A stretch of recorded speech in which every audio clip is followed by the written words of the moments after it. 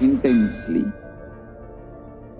Enlightenment ecosystem, literally enlightenment itself, in your own home, wherever you are. If you cannot come to Kailasa, it's okay. Kailasa can come to you. Kailasa coming to you is E-Kailasa.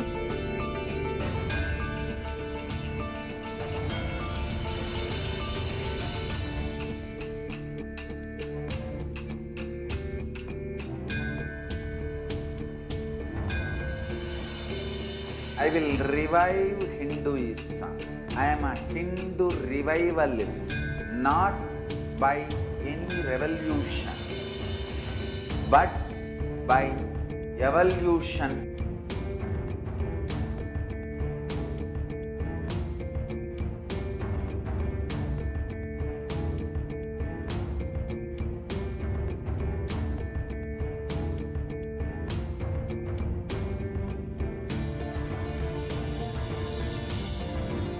And setting model communities.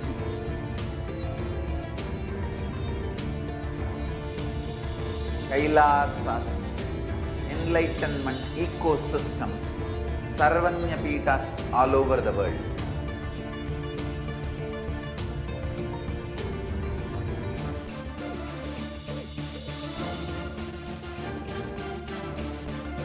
All powerful cognition, knowledge, only when you live, power manifestation and possibilities manifestation happens. This is a fundamental truth.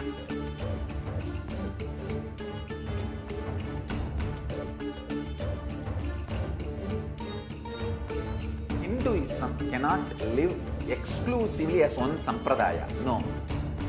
All sampradayas of Hinduism is an ecosystem.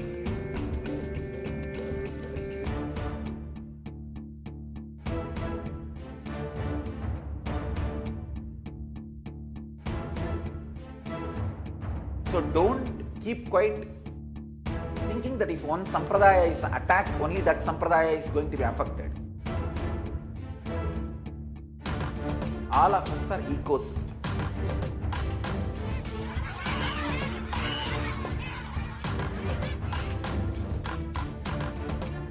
I invite all of you to get involved and enjoy Hinduism by the principle of Dharmo Rakshati Rakshitaha. When you protect Dharma, Dharma protects you. You will make the whole planet flourish spiritually. The spiritual prosperity will happen to the whole planet. We all have to coexist together.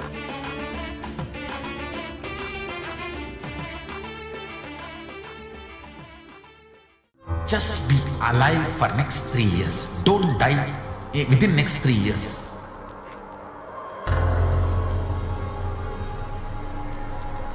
Just don't die within next 3 years. Be alive. Somehow be alive. I'm working sincerely. I will reach you somehow. Somehow I will reach you. It's my commitment to humanity.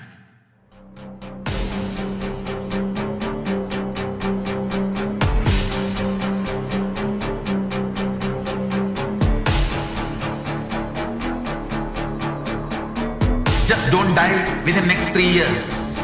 I will reach you wherever you are, whichever corner of the world you may be. I will reach you with enlightenment. You manifesting the space, state, powers, being Paramashivoham. It is possible, and it is possible for you.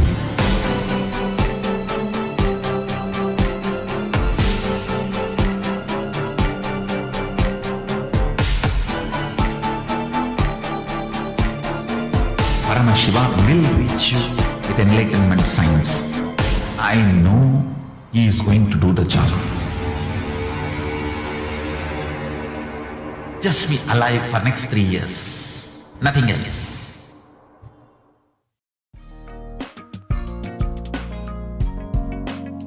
We get you health. We get you ability to build beautiful relationships in your life. We get you direct spiritual support, and we make sure you become wealthy.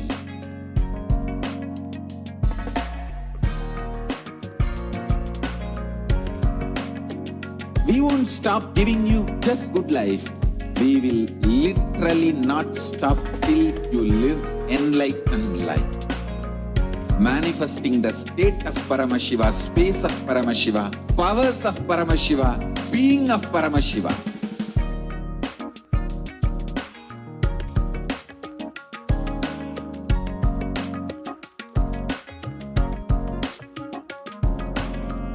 Whole world should become Kailasians. I want the whole world to know Hindus have something great to contribute to the world.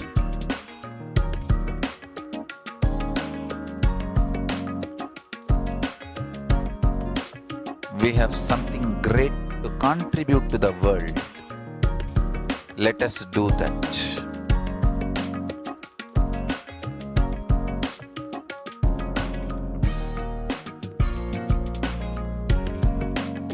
Kailasa is proper customized spiritual service helping you to identify your root patterns of suffering.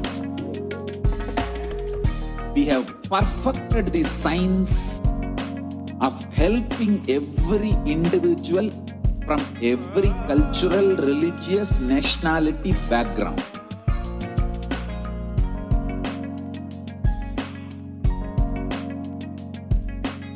You will have lowest reactionary assumptions, highest awakened response, alive response for life continuously.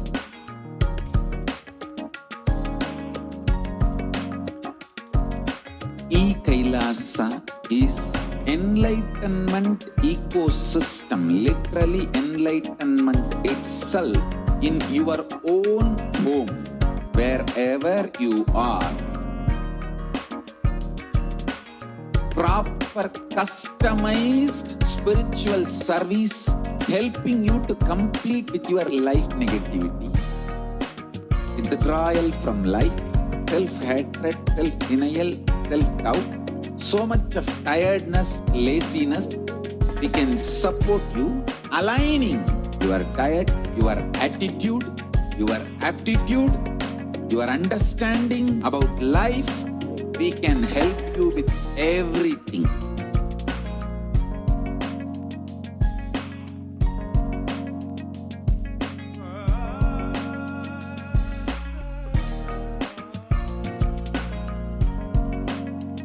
If you are interested in enlightenment, we will immediately bring this to you. If you are not interested, we will explain the whole science, inspire you, and make you interested in enlightenment time.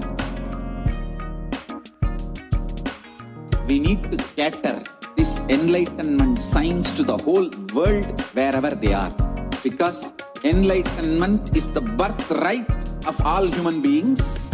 Kailasa is responsible to provide that to all human beings.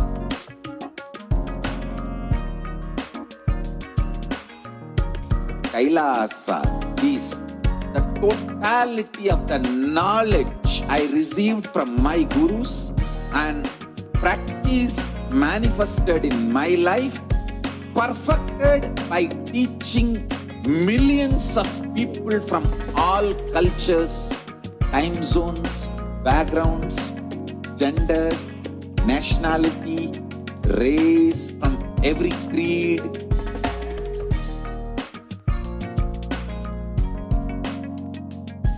So this absolutely perfected knowledge available to you, served to you in your home, without even you moving out of your couch, free of cost.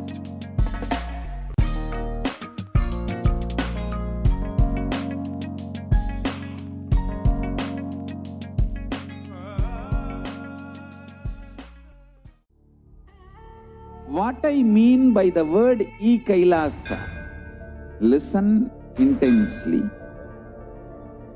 Enlightenment ecosystem, literally enlightenment itself, in your own home, wherever you are. If you cannot come to Kailasa, it's okay. Kailasa can come to you. Kailasa coming to you is Kailasa.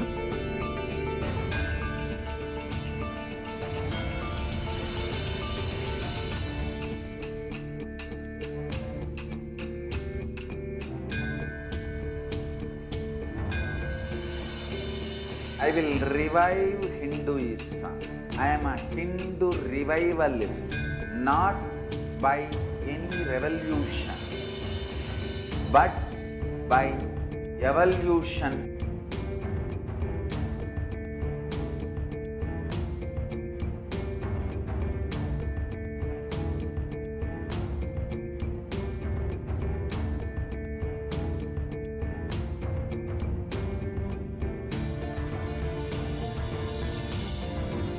And setting model communities.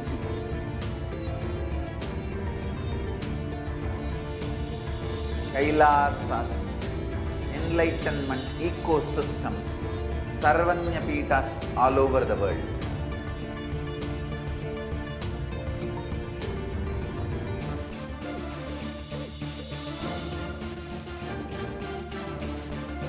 All powerful cognition, knowledge, only when you live, power manifestation and possibilities manifestation happens. This is a fundamental truth.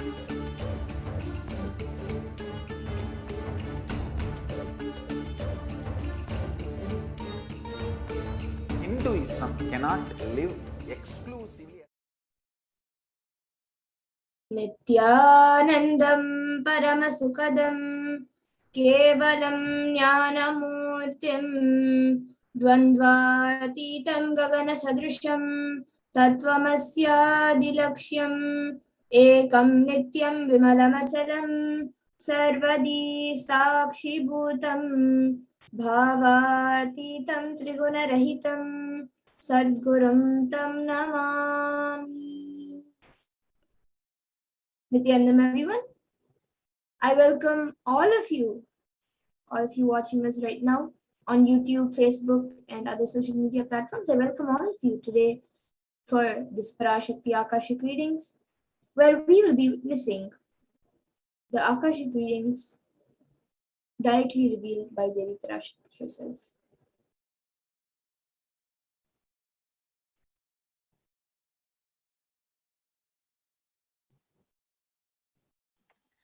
If you are here, it means existence wants you to be here in this form. You are not an accident, but you are a conscious miracle of existence. Existence is trying to express itself through you. Welcome to the sacred spiritual experience, your digital experience of the divine.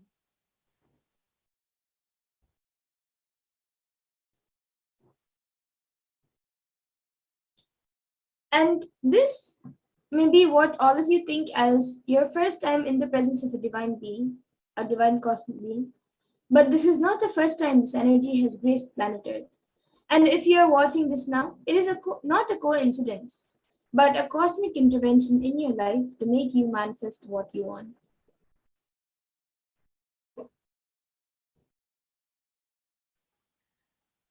How is this possible? How has this worked before? Experience these answers through powerful cognitions as referenced from the ancient texts of Hinduism revived by the Supreme Pontiff of Hinduism.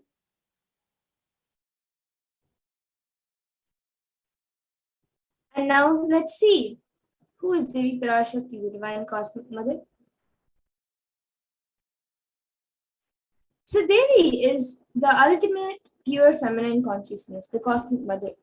She is the Source Shakti. It is her cosmic womb, the Brahmanda Yoni, from which billions and billions of universes come out and go in. It is the source where the Big Bang and black holes go on. Parashakti is the main deity of the sacred feminine and the divine consort of Bhagwan Paramashiva, who is the primordial divinity of Hinduism.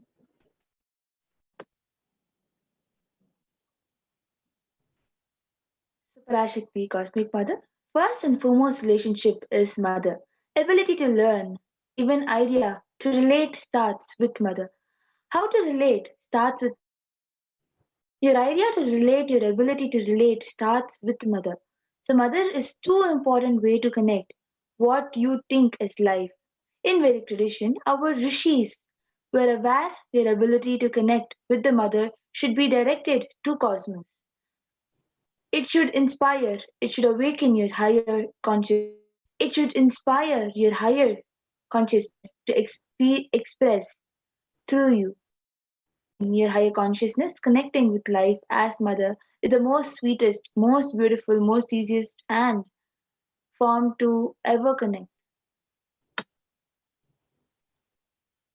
And today, out of his extreme compassion and love, the Supreme Pontiff of Hinduism is manifesting Devi Parashakti herself and gracing us, answering all of our questions, attending to our prayers, giving boons, healing us, revealing our past, present, and future, delivering profound spiritual truths, and ultimately giving us the experience of Paramashivoham itself.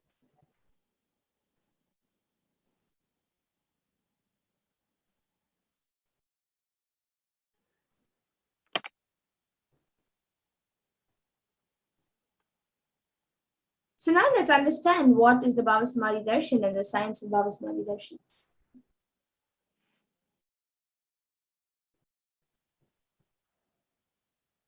What is samadhi?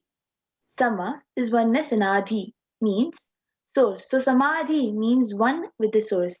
Bhava means attitude or aspect. And so bhava samadhi means being one with the source through this aspect. And darshan means to have a glimpse of. In the Vedic tradition, it is used to describe the moment when we behold a deity, an avatar, or a saint, or also an enlightened being. As just seeing such a being can cleanse the karmas of lifetimes and create a deep lasting transformation in us or in you, in whoever the receiver is. And darshan is the powerful superconscious vibration that is present around an avatar at all times, and he simply radiates darshan just as the sun continuously radiates light. And the auspicious moment when you are able to catch it becomes the moment of darshan for you. And that is when you raise to the next level of superconscious breakthrough, which is like hitting a reset button on your being.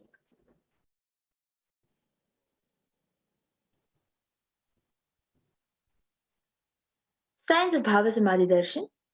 Divine cosmic beings are real. They manifest from Kailasa, the enlightened time-space zone, through deities and incarnations. The divine cosmic beings manifest through Arshavatara deities in the temple and through Nijavatara, the Bhava Samadhi Darshans, through incarnation. And the Bhava Samadhi Darshan is the science of the Nijavatara manifesting Paramashiva, the consciousness. It is where the formless, the being of Paramashiva, expresses through Divya Sharira, the light body, and manifests as Nijavatara, the physical form or embodied form for us to experience Paramashiva.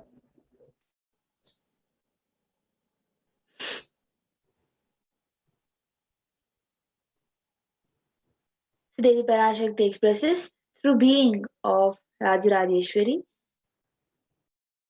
Tara, the physical form, which is Devi Meenakshi. This is an example. And the Archavatar, the deity, reflects the consciousness and manifestation of the superconscious energy. But unfortunately, human beings are not matured enough to receive the higher level experience directly from the Archavatar. And so the avatar the physical embodied form comes down to bridge the gap and create an experience of superconscious energy in all of us.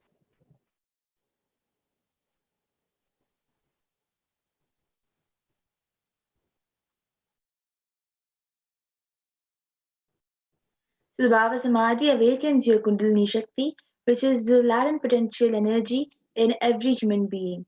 This influx of superconscious energy visibly slows down aging processes, improves immunity to diseases. So during this Bhava Samadhi darshan, the whole brain comes alive, turning into a superconductor of conscious energy that heal, empower, and transform our lives.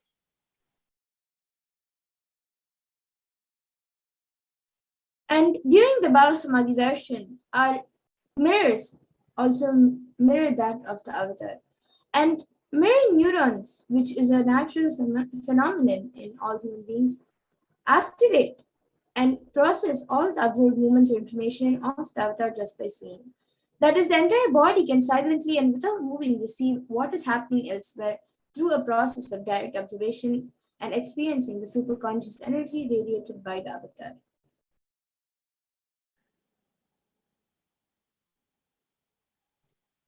Readings from the cosmic archives, the Akashic readings, is not a prediction, it is readings from the cosmic archives.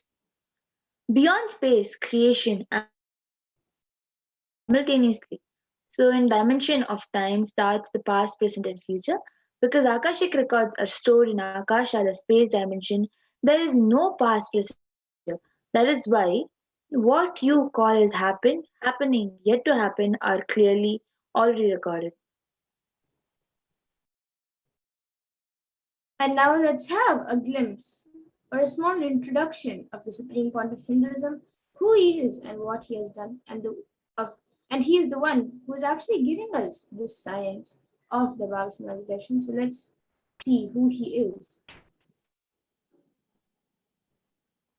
The Supreme Pontiff of Hinduism, Jagadguru Master Nidanam, His Divine Holiness Bhagwan Nithyananda Paramashivam, a macrocosmic ancient enlightened Hindu civilizational nation. The Supreme Pontiff of Hinduism is the 1008th incarnation of Paramashiva as per Hinduism and is recognized by his predecessors who are enlightened masters and adepts. The Supreme Pontiff of Hinduism has made the science of power manifestation, yoga, and temple based universities as a lifestyle for humanity. And the Supreme Pontiff of Hinduism is also ordained as the 233rd Guru Mahasanidhanam of Kanchi Kailasa Sarvagnipitam, which is the Tondai Mandala Adinam, the incumbent emperor of Suryavamsha Saranga Samrajyam, and the present 293rd Jagadguru Mahasanidhanam of Kailasa Shyamala Pita Sarvagnipitam, and also the present Mahamandaleshwar of the Mahanirvani Akada, which is the largest apex monastic order.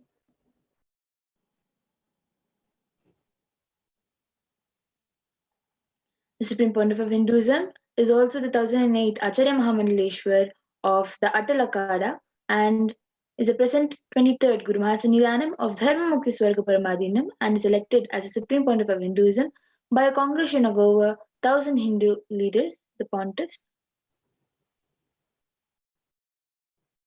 And he is also revered as a teacher of Hinduism, the most prolific, most viewed, read, and watched. He has authored 300 books and 10,000 articles in 3 different languages, such as English, Tamil, and Sanskrit. And these are translated into 50 languages with over 1,000 titles. And over 20 million copies of books and articles, which he has written and authored, are sold, read, and downloaded. And he has given over 10,000 hours of discourses, and he has enriched and enriched over 1 billion lives digitally and is respected as a commentator of all sacred scriptures such as Upanishads, Bhagavad Gita, Shiva Sutras, Brahma Sutras, Yoga Sutras, Ashtavakra Gitas, Jain Sutras, and many more.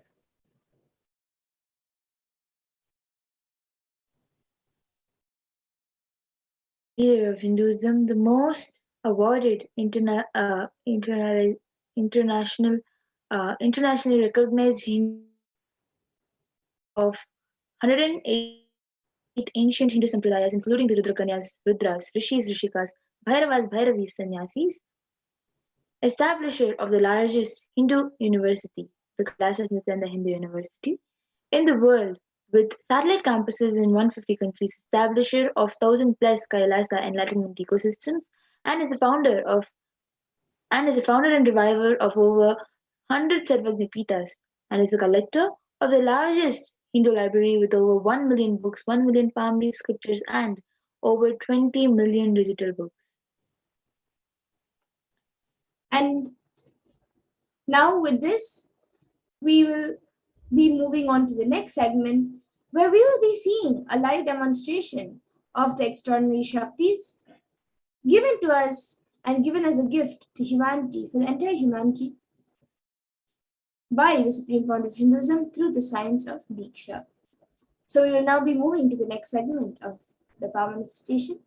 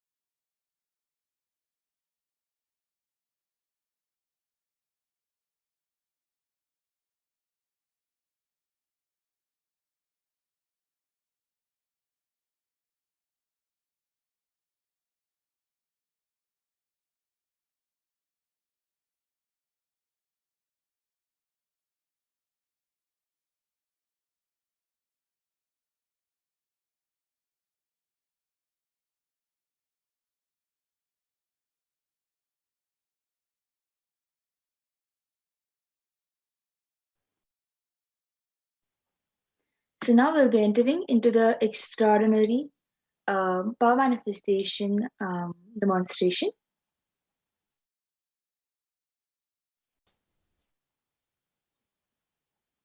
So today, the Bharatans, the Nithyananda yogis, and the initiated disciples of the Supreme Founder of Hinduism will be sharing with all of you the experiences and results of the extraordinary manifestation given to us through the initiation through the Diksha by the Supreme Founder of Hinduism.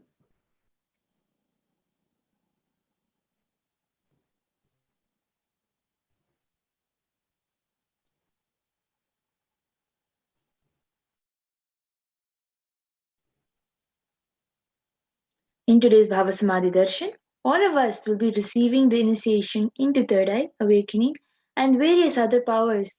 With the blessing and grace of the Supreme Founder of Hinduism, we will be manifesting seeing through the eyes blindfolded. So many of us might be wondering where the third eye is located. So the third eye is the cosmic browsing center, which is located between the brows, which upon initiation one can effortlessly express powers and see through the third eye just as you would to the true eyes.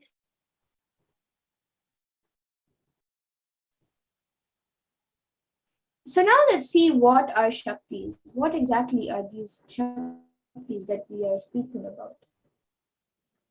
In the Vedagumas, the source scriptures of Hinduism, Paramashiva reveals in elaborate detail that every human being is hardwired to be able to manifest 463 plus extraordinary Shaktis, the divine powers.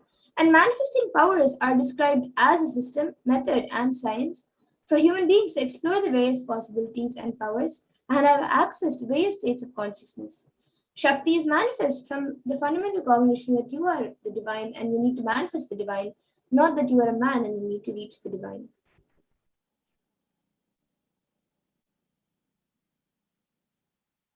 So now we'll understand a few differences between the Shaktis and the Siddhis.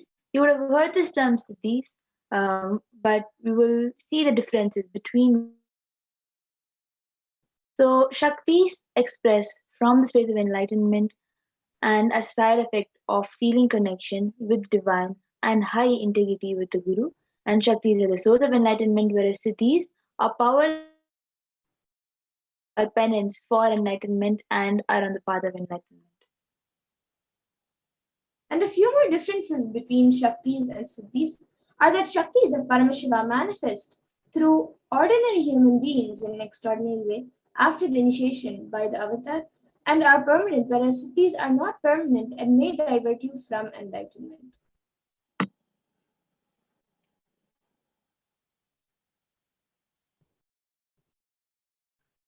The source of the Shaktis, Paramashiva. Paramashiva is a primordial divinity in Hinduism, the ultimate reality and cause, which is self-effulgent, Swayam Prakasha, all-pervading, unchanging, beyond time, space, form, and causality. As the fundamental base of Avyakta, the unmanifest, and Vyakta, the manifest existence, Paramashiva performs the Panchakritya, or the five cosmic acts of Shrishti, which is creation, Sthiti, which is sovereign rulership and maintenance, Samhara, which is rejuvenation, Prabhava, which is pulling out of delusion, and Anugraha, which is liberating grace for all living entities. And now the avatar of Paramashiva, the supreme point of Hinduism, Jagadguru Mahasannidhanam, His Divine Holiness Bhagavan Nithyananda Paramashivam, as the thousand-native incarnation of Paramashiva and the reviver of Kailasa, which is the ancient enlightened Hindu civilization nation and the great cosmic goddess Hindu nation. Ever since the beginning of the civilization, the Sanatana Hindu Dharma has been a cradle of enlightened beings in highly advanced sciences, and it was where the science of enlightenment and ours was lived and taught as a lifestyle. And for the first time in the modern day, the supreme point of Hinduism is reviving these yogic sciences and transmitting it to the world at a record-breaking pace which is never accomplished before. So next we'll be going through about the Guru Parampara, where the knowledge and science of the manifesting these Shaktis from one generation to the next through Diksha, initiation, by the enlightened gurus. The supreme motive of Hinduism being recognized as an incarnation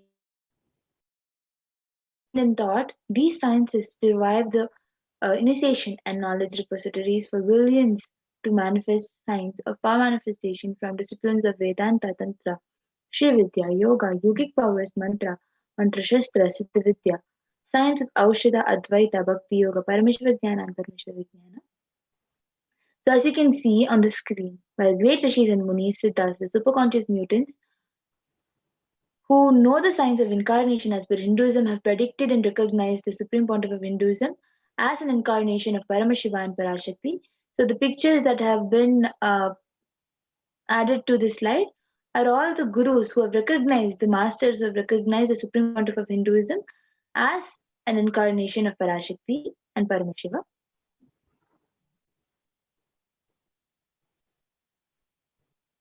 So now we'll be seeing how we can awaken these divine Shaktis in us. So every ultimate truth, jnana, is mapped into your consciousness, prajna, and manifests as a possibility and power of every being like jnana. Diksha is the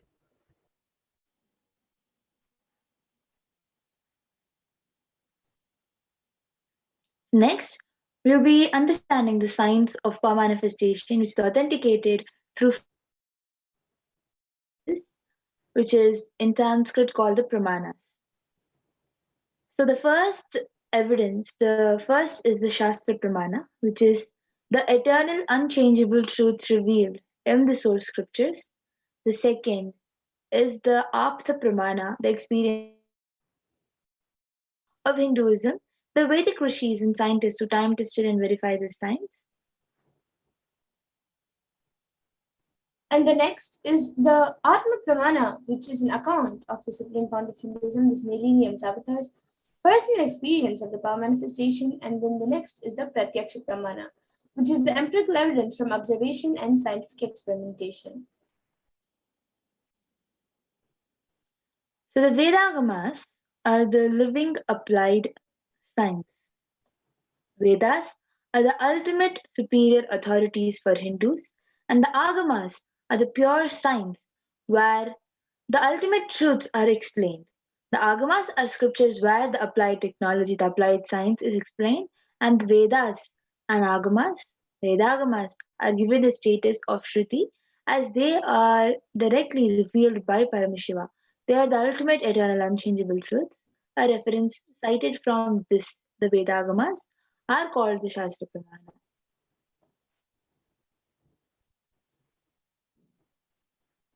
And now let us get ready to witness a very unique and exciting demonstration of the powers of third eye. So we will be first getting into the power of third eye, which is seen with the eyes blindfolded. So the Shastra Pramana to manifest Tantra, Dharana 11, verse 34. कपालान्तर्मनोऽन्यस तिष्ठन्मीलितलोचनः क्रमेण मनसोदाध्यात् लक्ष्ये लक्ष्यमुत्तमम्. By fixing the mind on the inner space within the crown center and sitting stably without any by that stability of the mind and inner space through the power of the third eye, one directly sees the ultimate goal Laksham by having the vision beyond the sight that reveals any object or place, attaining the space with the source Paramashiva.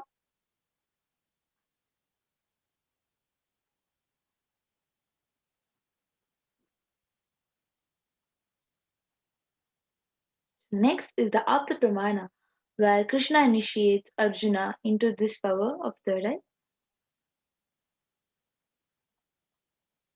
न तु मां शक्यसे चक्षुषा दिव्यं ददामि ते चक्षुः पश्य मे योगमैश्वरम्. Bhagavan Krishna says to Arjuna, but you cannot see my cosmic form with these physical eyes of yours. Therefore I grant you divine third eye vision. Behold my cosmic opulence. In the Hindu Purana Bhagavad Gita, Bhagavan Krishna initiates Arjuna into the power of third eye to behold Krishna's Vishwarupadarshi, the vision of his cosmic form. The 11th chapter of Bhagavad Gita, which contains the description of Bhagavan Krishna's cosmic form, is completely narrated by Arjuna as he sees Bhagavan Krishna through third eye.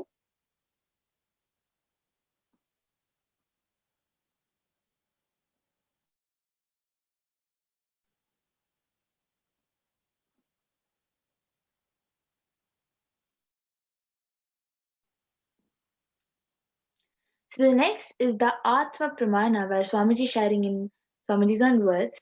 The first experience that I was able to see everything around me, above me, the whole 360-degree, 10 directions below me, everything, I realized not only I was able to see, I was able to feel, experience all of that as me.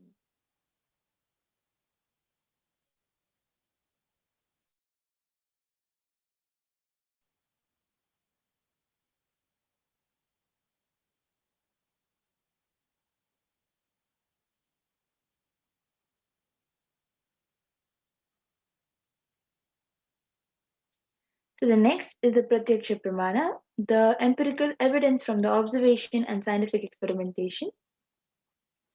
The study measures and compare metabolic cell activities of the brain in conscious and meditative open of third eye state using the positron emission tomography, the PET. It was said that when doing the daily activities, high activities measured in the brain where third eye is located, and when in deep samadhi state, only the third eye region is active and almost 90% of the rest of the brain is at peace. And the next is the Sakshi Pramana, the experience and results of the extraordinary manifestation happening through the initiated disciples of the Supreme Pontiff of Hinduism.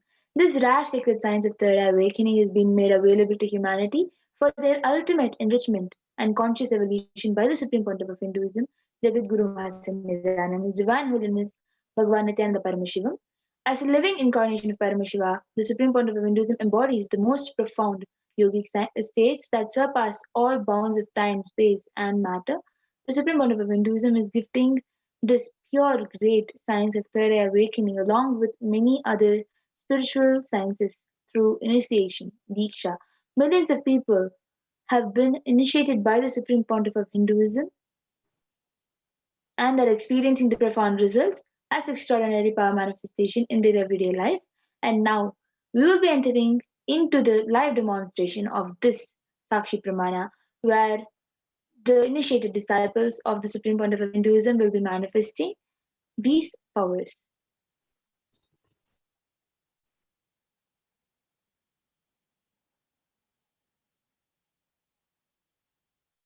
So we now have with us Ma Amrita, who will be volunteering and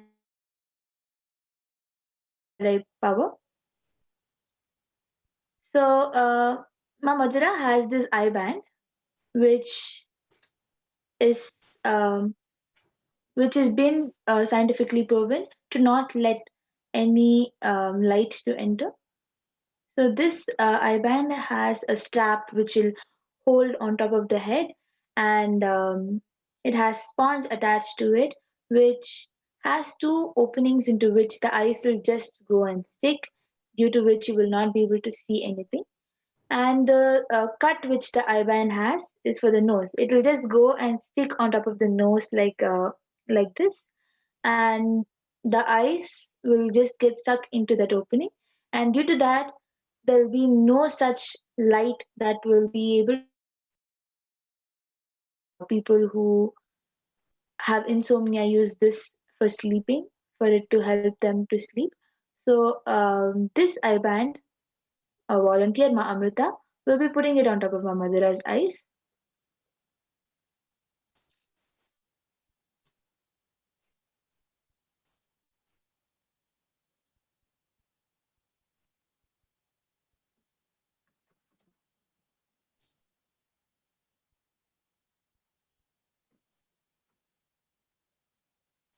As you can see, the eye band is being put in a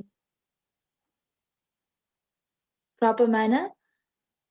Also, you will all be able to see, Ma Madhura, you can turn left, right, up and down and show that there is no possible gap in the eye band. As you all can see, there is no possible gaps in the eye band which can let the light enter inside. So if anyone wants any particular thing to read, either random numbers or any emojis, random emojis, or some words that you think Ma Madhura will not be able to understand and see, you can share.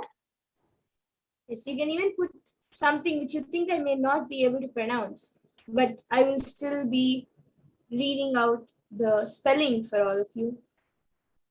So you can put anything which you would like me to read.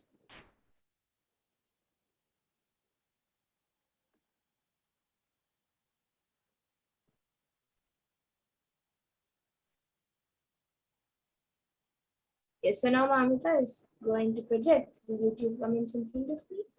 And even all of you can see the YouTube comments being projected.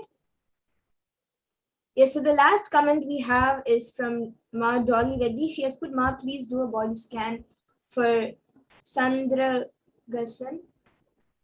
Got his permission.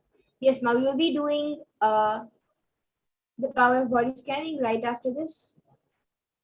And then we have another comment from Saranka Vidhiyakaran, who is Manitya Lalitakshananda, who has put 100, 540, 500.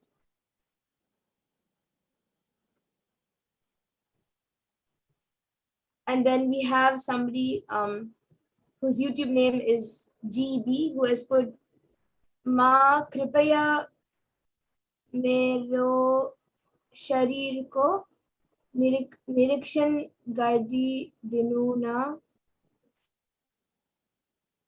So I think that's Hindi.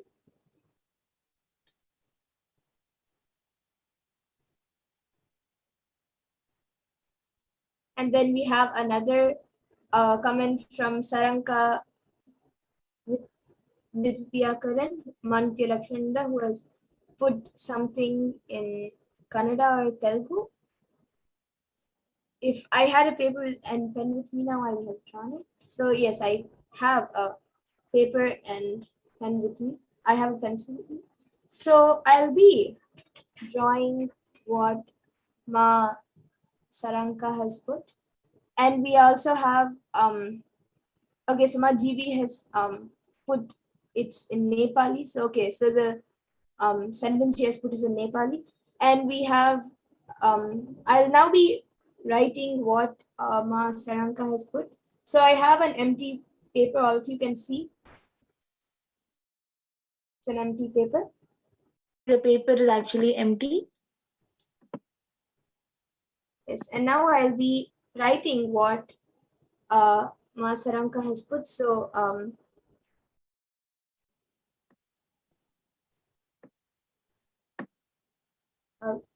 can we scroll back a little up to,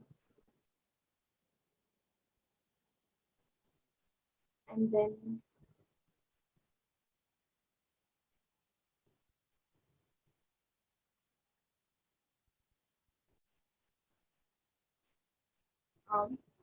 yes, and then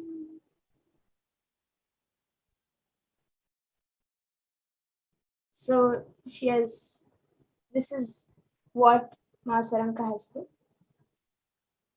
You can see. So as you all can see, it is exactly what Mamadura has written. It is so similar to exactly what Mamadura has drawn. Yes. And now we have GB Aya who has put this is Aya. Yes. Okay.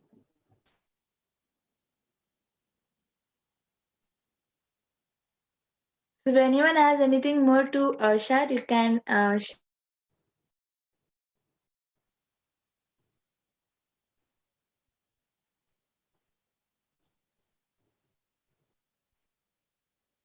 So you can put a sequence of emojis, numbers, letters, and as we already have few comments, you can put in different languages.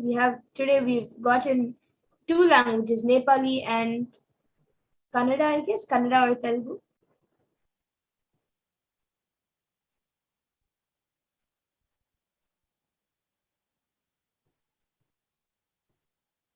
So would anyone else like to put in your comments? Yes, we have GB Aya who has put please scan my body. Yes, Aya. Right after this power, we will be having the power of body scan.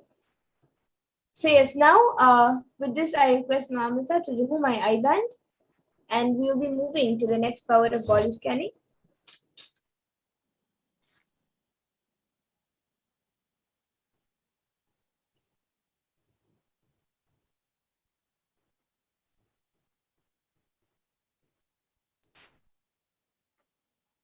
Yes. So Mara Saraka said that it was Telugu. So we had today for third eye from Telugu and from Nepali. Nepali. Yes. As you all can see, the I-band is exactly the same I-band that was used on Mamadura, just the same I-band which was shown right before the third eye demonstration. So we'll be entering next into the next power, which is the power of body scanning.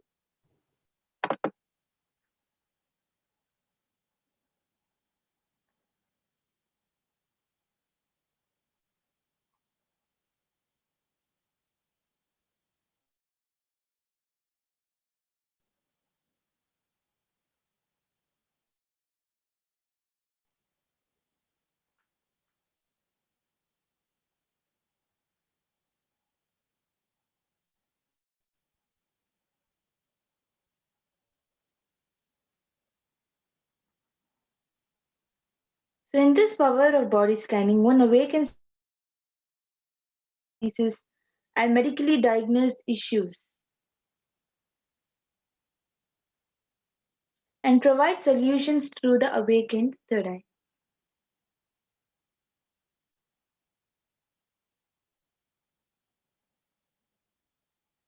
The Shastra Pramana to awaken for the power of body scanning is Swadehe Jagato Vapi सूक्ष्मसूक्ष्मतराणि च तत्त्वानि यानि निलयम् ध्यात्वान्ते व्यज्यते पराम्. Bhagavan Paramashiva says, cognize deeply that from the subtle to the subtlest constitutive principles of the whole body Svadeha, or of the whole consist of the essential reality. They are being absorbed in their source cause Paramashiva. By the experience of such restful awareness, one becomes complete from all thoughts, and the ultimate universal divine power, Paradevi Parashakti, is revealed, and the supreme power manifestation happens.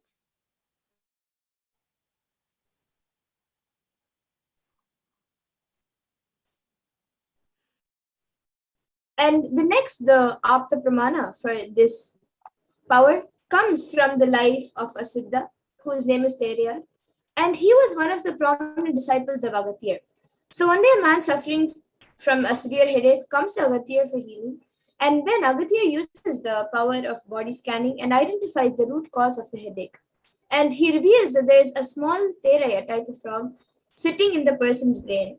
Agathir then immediately instructs Teraya, his disciple, to perform an open head surgery and remove the frog. After the surgery is completed successfully, the person is healed and cured of the headache, and thus he gains the name Terayar. The next is the Atma Pramana account from the Supreme Pontiff of Hinduism, Jagadguru Mahasanidhanam. His divine honor is Bhagavan Nithyananda Paramashivam's life that time tested and authenticated this science. On the 22nd December 2019, the Supreme Pontiff of Hinduism, Bhagavan Nithyananda Paramashivam, revealed how Swamiji uses the power of body scanning. In Swamiji's own words, paraphrasing his words, only when I had a multiple compound hand fracture, I was forced to go for surgery and therefore for medical checkups related to that. At the time, they detected heavy metal quantity different. It revealed that I had been poisoned without our knowledge. I immediately used diagnostic methods instead of medical facilities to study the body condition due to the poisoning. Through body scanning, I found out what the problems, imbalances had happened and where balances had to be done. I used allopathy as second opinion to verify my findings.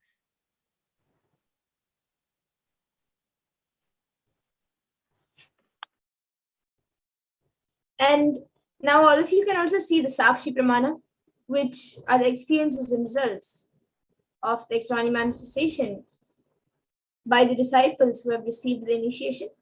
So you can see few of them who have shared their experience of doing this power. They've shared it on social media, and these are the screenshots of it. And now we will be witnessing the live demonstration of this power. So whoever would like a body scan can put your comments in the YouTube comment section. And I guess we already have many comments requesting for the body scanning. So we will be starting now. Yes. So GBIA has asked for body scanning, Mamadra. I think you can start doing the body scanning for GBIA. And and I think above in few of the first comments we have Ma Dolly Reddy who has asked a body scanning for a few people. So we can even start doing for them. Yes. So I will be doing the body scanning for Sandragasan, and Mad already says that Sandragasanaya has she has gotten his permission.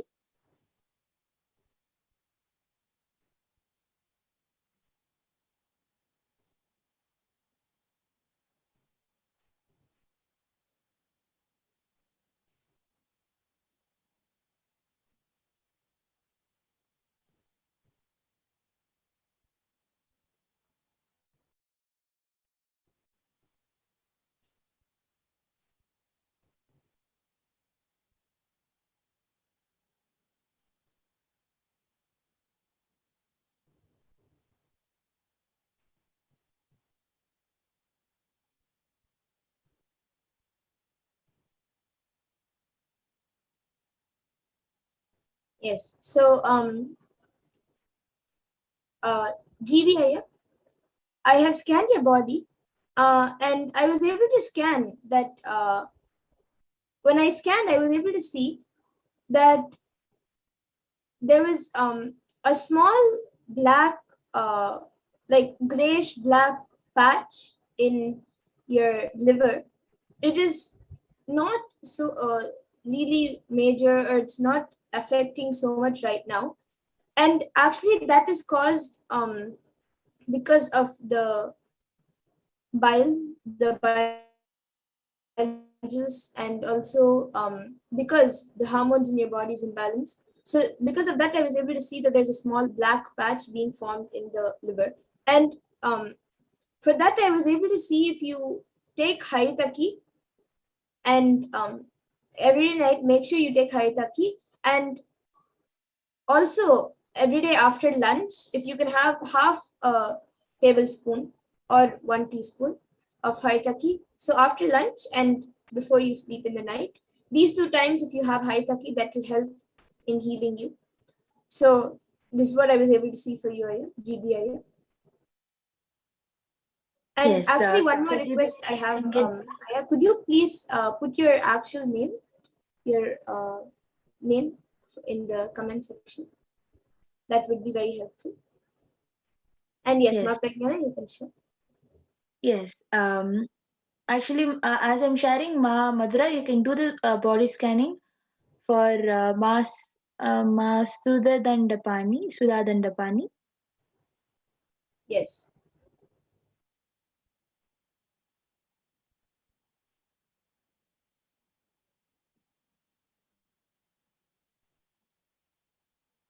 So, Aya, Ma Dolly Reddy, you can tell Aya that I was able to see Aya has some kind of a throat infection, and it is not like throat is paining so much, but there is some kind of infection that is forming in the throat, and I was able to see that that is due to slight cold, which is not so evident also. So that cold is what is causing this throat infection, and I was able to see it is not so serious, but it can be healed by having water, by having water with some lemon and a little bit extra of pepper in it, and some sweet, whatever sweet you use, that sweet added into it. So I was able to see this will help you with the throat infection, and it will help with the healing. And GBIA has URL, and Ma Madhura will be sharing for Ma Sudha Dandapani as I scan for Ma. You can scan from our Sarankama. I Yes, think she has so also I will be asked. scanning for Ma Saranka Vidya Karan. Her name is also Manitya Lalatakshananda. I will be scanning. Yes. So yes, Ma Saranka, now Ma Pragyana will be scanning you. And Gyanendra Bharadaya, you can get back in the comment section if you were able to relate to what I have revealed. And Ma already has also said thank you, Ma. So yes, the scan was for one of the people whom I already had asked for. And for Ma Sudha Dandapani, I will be sharing now. Ma. So I was able to see for you, Ma, that your body is very dry, and on the outside it's very dry, and inside, and it's actually because you're very dehydrated, and that is also causing lots of dryness, especially in the throat and also in the scalp. And because of lots of dryness in the scalp, you're also having hair fall, and the dryness in the throat is also affecting you when you're eating, when you're drinking water, and also when you're speaking. So this is so basically I was able to see that you're very dehydrated, and due to that your body is very dry, and that will also create some skin allergies. It is starting to create skin allergies, which in the few days it may show up also. So I think before the skin allergies start actually coming up as boils and like heat boils and rashes and things, I would the solution that I was able to see was apply castor oil or pure coconut oil, either one of the oils, and take an oil bath at least twice a week. And for the next maybe 2 or 3 weeks, if you have 2 oil baths a week, that will help in healing the skin right now. And overall, you should drink more water, more, and eat more fruits. That will help you right now.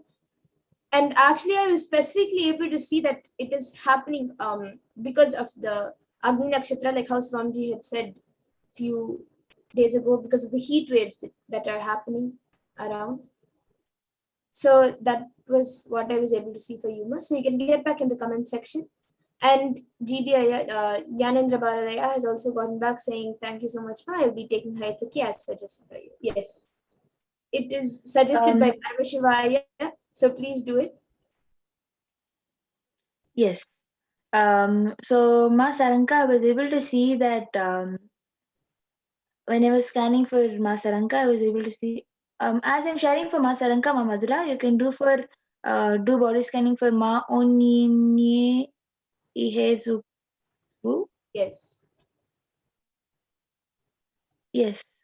So Ma Saranka, I was able to see that you have for last few days you have been having ankle pain, and I was also able to see that you have excess of pitta in your body, and I was able to see that the excess of pitta is for you to actually apply and have bath. So I was able to see this as a solution for excess pitta, and I was able to see that um, during your cycle, um, you have lots of back pain. You don't have really stomach pain or anything, but you have lots of back pain when you're going through your menstrual cycle. And I was able to see the solution for that is doing intense Nithyananda Pratana Vijnana Krama. It will help you not having the back pain. So I was able to see this as a solution. Yes. Masuda Dandapani has gotten back saying, yes, yes, ma, awesome, thank you so much.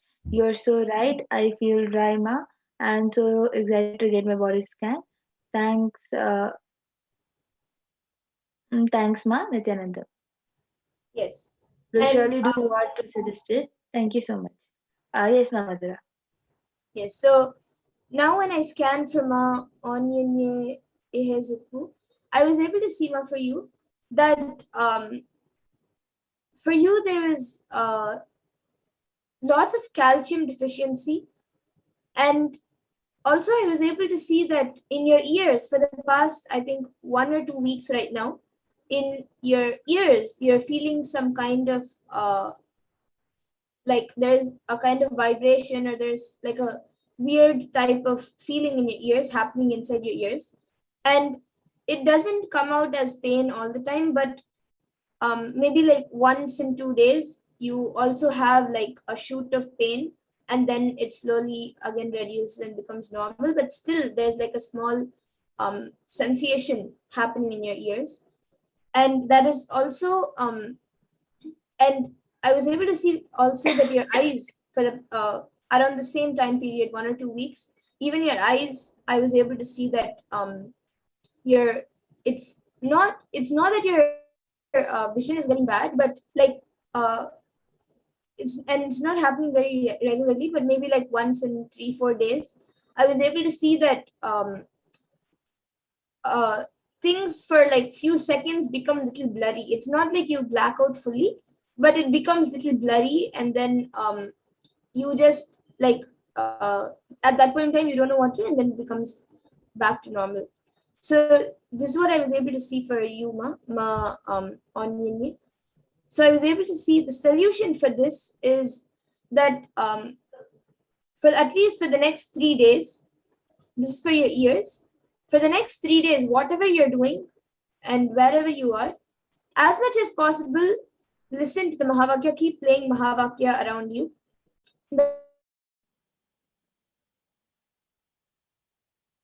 That will help heal your ears. And cold water.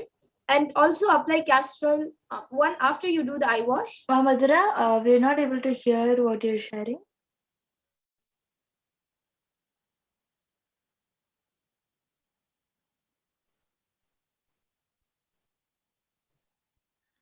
Sorry, Madhura, we were not able to hear what you were sharing. Yes, now am I audible? Yes. Yes, so this is for Ma Onion Me. So I was able to see that there's a sensation happening in her ears. For Yuma, I was able to see that there's a sensation happening in your ears for about 1 or 2 weeks now. And for almost the same time period, I was able to see for 1 or 2 weeks. Even your eyes, I was able to see that like once in 3 or 4 days, for a few seconds, things become a little blurry. And also there is a little calcium deficiency. And for this, the solution that I was able to see was that for your ears, at least for the next 3 days, you can, whatever you're doing, whatever activities you're doing, as much as possible, try playing the Mahavakya around you. Always listen to the Mahavakya. That will heal your ears. And for your eyes, I was able to see in the morning, do eye wash with cold water. And either immediately after that or in the night before you sleep, apply little bit castor oil around your eyes. That will help. And for the calcium deficiency, I was able to see just take an oil bath, and also if possible, you can get organic milk, which is made in a proper way without violence. You can get that type of milk, or if you're not able to find proper milk, then you can use the proper desi ghee and use it in your food. You can mix it in your food and have that. So this is what I was able to see for as a solution for you, Ma. So you can get back in the comment section if you were able to relate, Ma, Onion Me.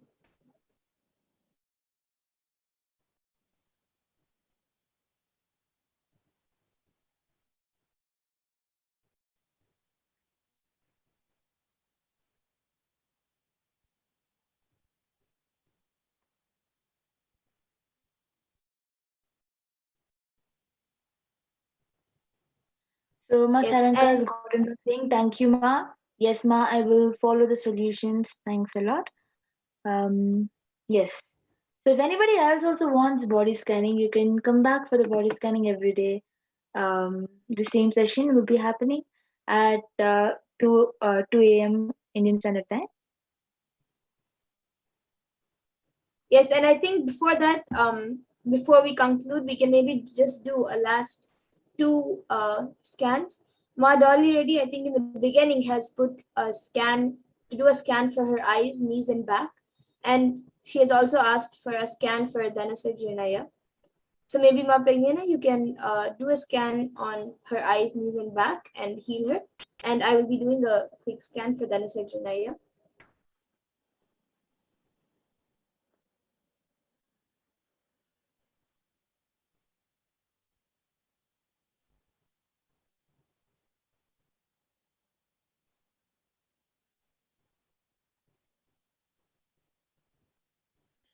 Yes. So, Ma Daliredi, I was able to see that both the eyes, ears, and head, all the three, the problem is caused on you due to the heat caused in your body. So, I was able to see that you should have more water and do steam inhalation, which will help you with the ears and with the eyes. And I was able to see that your back, move and do some stretches, it will help you out. And yes, the healing is done, and Paramashiva will heal your eyes, ears, and your back. Yes, so Mad already you have been scanned and healed now. And for Dhanasarjanaya, I was able to see that in the stomach, there are a few ulcers which are being caused, and that is actually due to lots of toxins getting accumulated in the body. And the solution which I was able to see for that is at least to start off with, at least twice or thrice a week, he should do the full Panchakriya. And as when he gets comfortable with it, he can start doing it every day. And so yes, this Panchakriya will help, and also a healthy diet, as Swamiji says.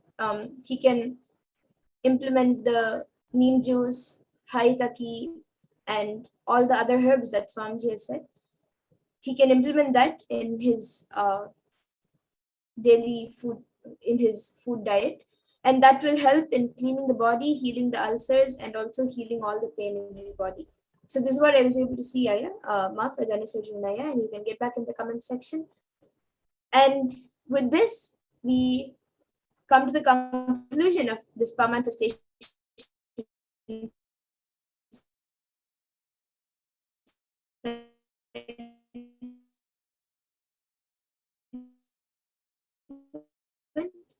and we will be moving on to who is Devi Parashakti and what she has revealed. So every day at 2 a.m. IST and 4 p.m. IST, we will be having these power manifestation segments. And we thank all of you for joining us today for this power manifestation segment, and please stay tuned for the further segments. Thank you, Nithyananda.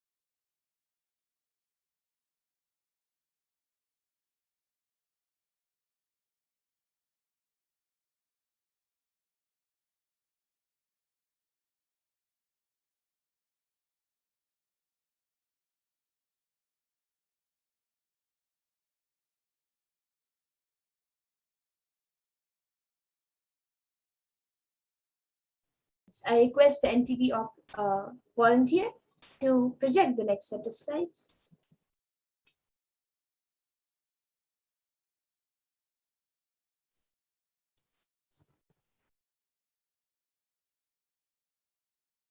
So now in this next segment, we will be learning about who is Devi Parashakti and the Divine Feminine Consciousness, and we'll be learning how we can receive her.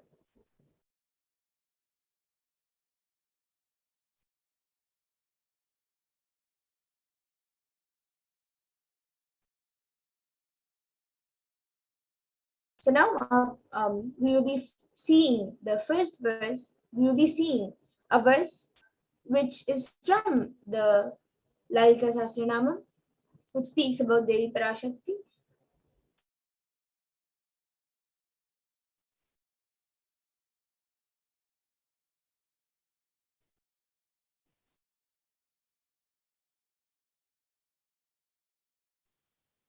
Yes. So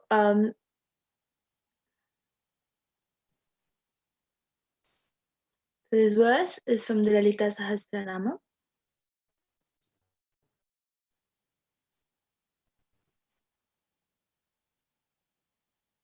The Dhyana Shloka.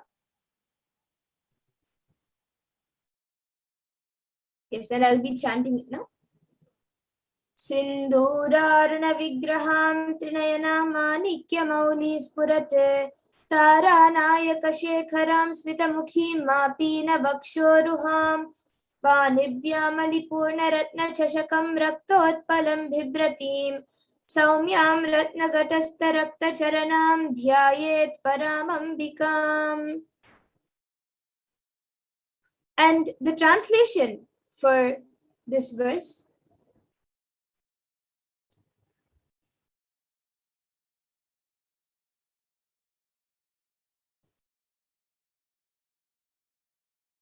says, the Divine Mother is to be meditated upon as shining in a vermilion red body with a triple eye sporting a crown of rubies studded with a crescent moon, a face all smiles, a splendid bust, one hand holding a jewel cup brimming with mead, and the other twirling a red lotus.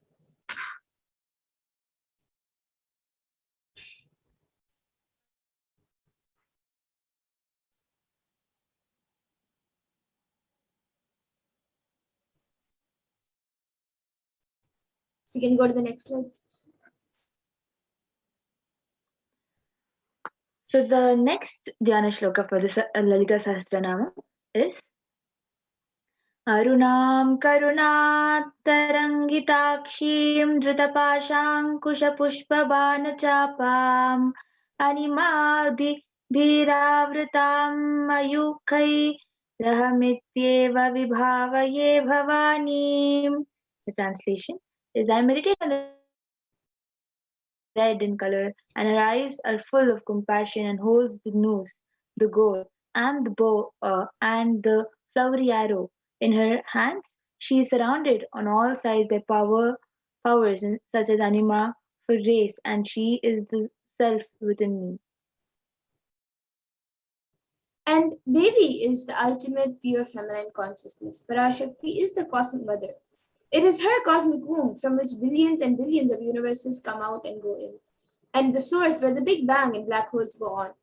Parashakti is the source Shakti, source energy, source power, from which all of us came, in which all of us are in, even now, and in which all of us are going to merge.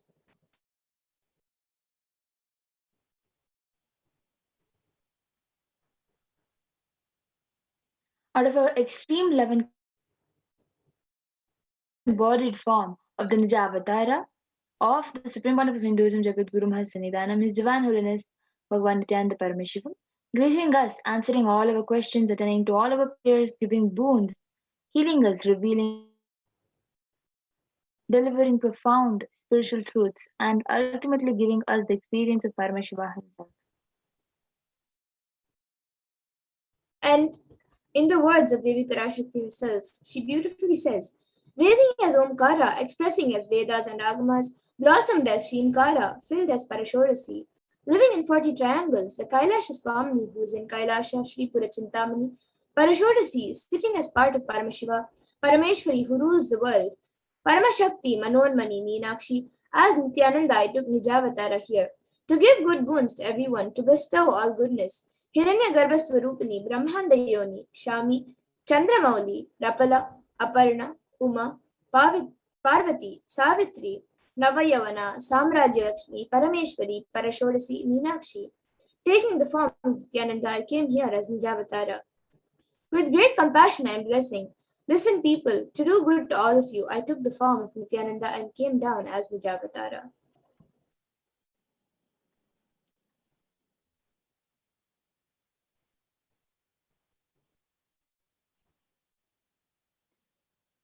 Again, the words of Parashakti herself, raising in Omkara, blossoming as Shiva.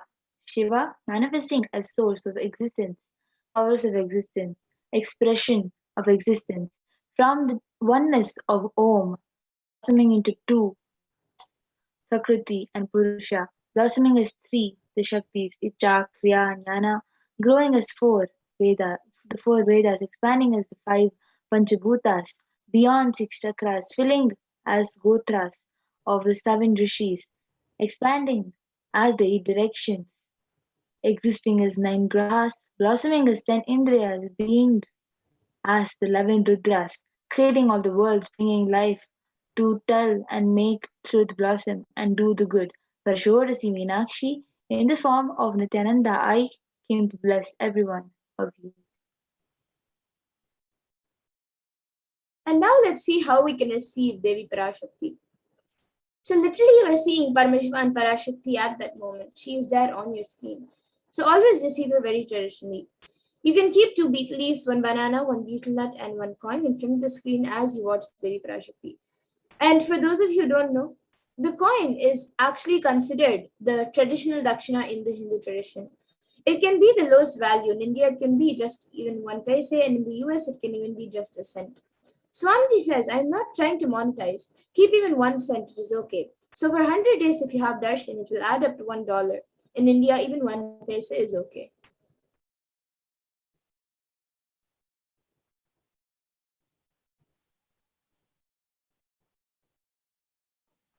Next slide, ma. So as you all can see how the betel leaf, 1 banana, 1 betel nut, and 1 coin are arranged. So in the exact same manner, you can arrange your plate.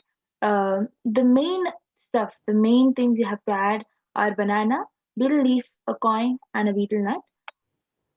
But if you want, you can add some kumkum, and if you want to keep vastram, flowers, you can even add up more items that are whatever you want to offer. Yes, and Set up your tambour. once the darshan is over and once all of this is offered, you can eat the banana, the betel leaf, and the betel nut. You can eat it and take it as prasadam immediately. And many of you might be thinking this betel leaf and betel nut may look too small, but actually, Swamiji says that it may look too small, but you will understand in a few days that how much it will add to your sentiment that really she is there, and you will not take the Devi Darshan for granted.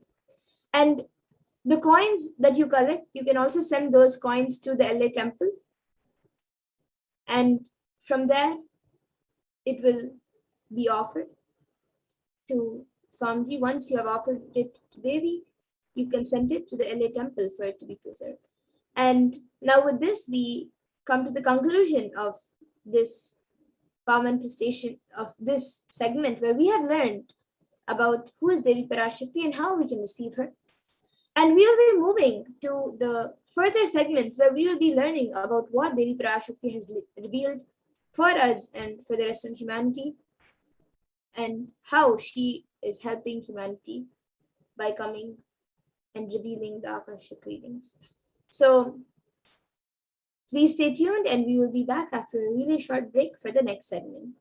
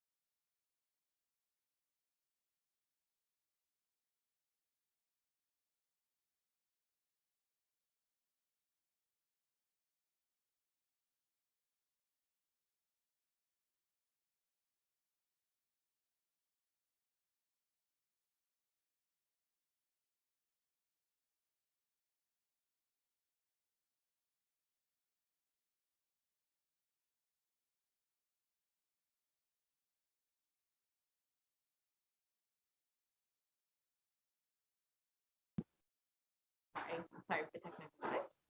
Welcome back.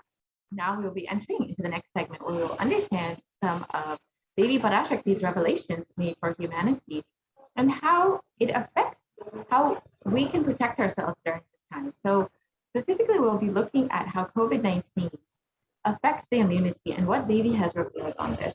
So let us begin this segment.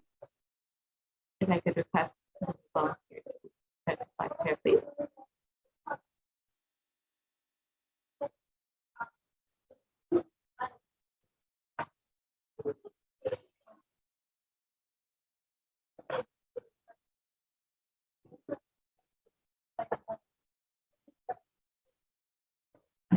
If we can start the slide share on immunity and COVID-19.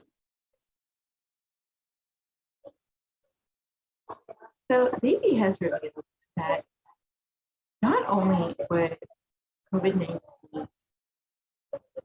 affect your immunity, but it will also make you much more susceptible to other diseases. And today we will understand some of those diseases that are affecting humanity right now after they have revealed to all of us what will be happening. So let us begin this segment. So on the 14th of April, 2021, Devi revealed Corona is destroyed, but it will take 4 years for the political conspiracies done by humans to end. I will protect my devotees, disciples, and Kailasa. No suffering will come from my devotees, but it will take 4 years for the conspiracy of Corona to end. It will come to an end only in 2025. It is a conspiracy.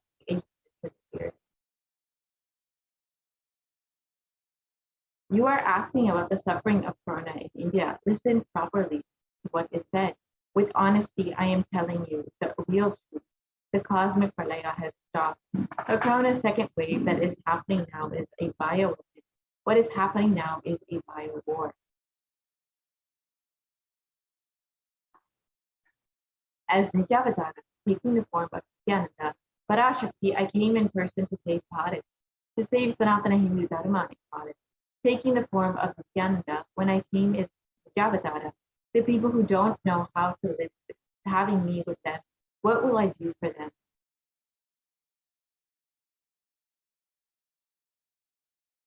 Worlds cannot be sacrificed for the sake of conspiracies done by some ignorant thieves and who got stuck in Maya.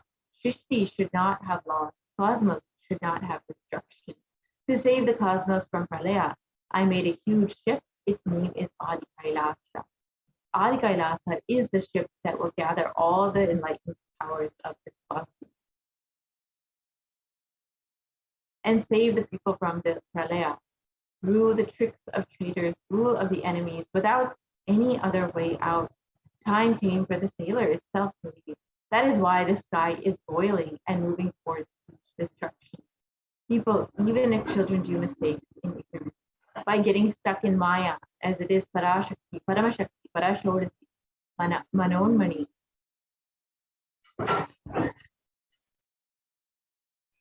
My responsibility to save the cosmos from destruction. I am telling some of the truth. Listen properly. Within the next few months, not in thousands or lakhs, lives will be lost in crores. Crores of lives will be lost. Yeah. I am telling you the truth. I am telling you the good. Search protection for your life.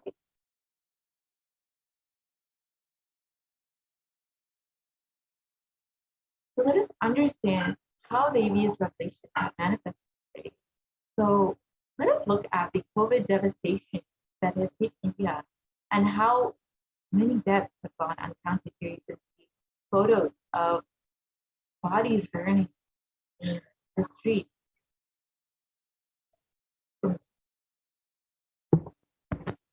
So in May, it was reported that nearly 350,000 new infections were reported and the deaths continued to rise. At one hospital in Delhi, the capital, the doctor said 20 patients were in a critical care and had died after oxygen pressure dropped. The doctors blamed the deaths on the city's acute oxygen shortage. So we can see how already in May, Devi's revelations were manifesting how many thousands of people were infected and dying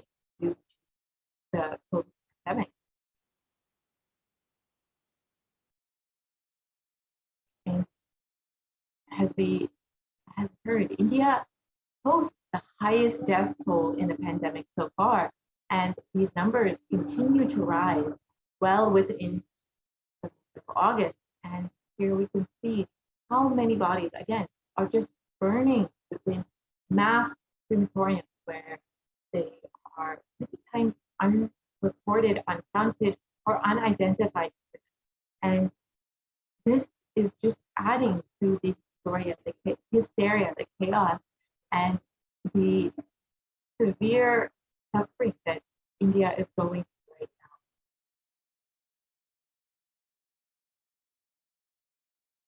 And here, again, photos of the bodies burning in masses, just without any, many times, many people are not even able to perform the rituals for their loved ones. Many people have reported that, unfortunately, because of the lack of capacity of crematoriums for the mass number of people dying, they are forced to burn the bodies in these mass crematoriums where they are not able to perform the necessary rituals and are not able to even sometimes wait the 13 days for the traditional Hindu rituals to happen.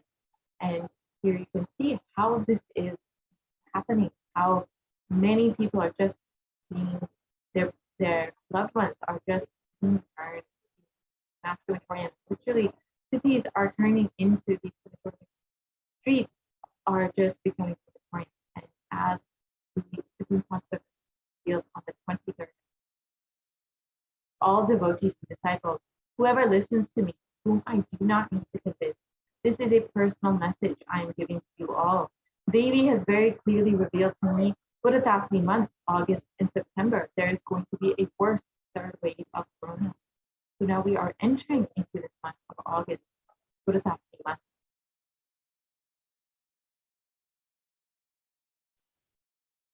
I saw in the vision dead bodies thickly floating on Ganga.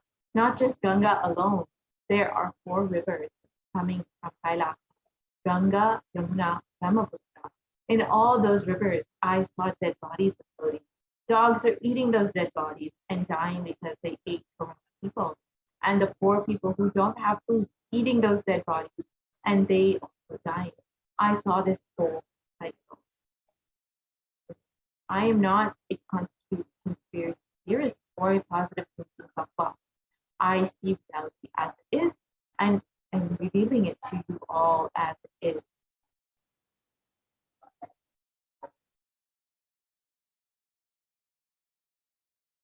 So let us look at what the Supreme Constitution reveals and how it is manifesting today. Here we can see the behind bodies found on the riverbank of Ganga. There is a shadow of COVID, and it's reported in a newspaper article where they found that the bodies are in stores, unclaimed, uncounted, and unidentified. India's holiest river, Ganga, is swollen with the COVID victims. And just as the production revealed, this was reported in May. However, now we are entering August, and this is just increasing. Hundreds of corpses have been found floating in the river or buried in the sand of its bank.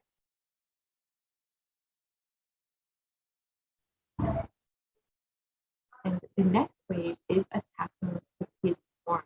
That is what is terrorizing, frightening. I cannot reveal more.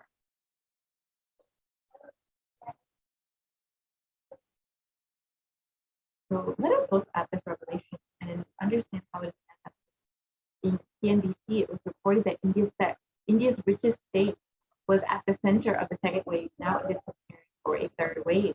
The western state of Maharashtra has so far reported more than 5.4 million cases, including over 82,000 deaths from COVID-19. Some predict a third wave could hit India potentially between September and October. So, as they revealed in the Buddhatasmi month, India will be affected by the third wave. Again, do not lower your guards. Prepare for the inevitable third wave.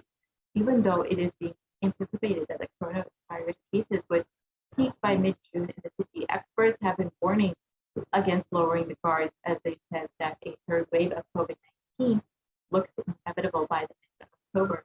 Not only that, but the experts have further said that the third wave could be deadlier than the first wave.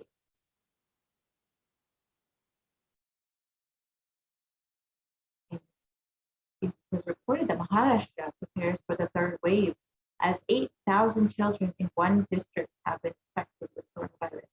And with more than 8,000 children catching the coronavirus in the month of May in Maharashtra's Ahmednagar, the state has started extra steps to minimize the impact of a possible third wave of COVID-19 that may affect children more. In Maharashtra's Satsangh city, a COVID-19 ward is being prepared for children.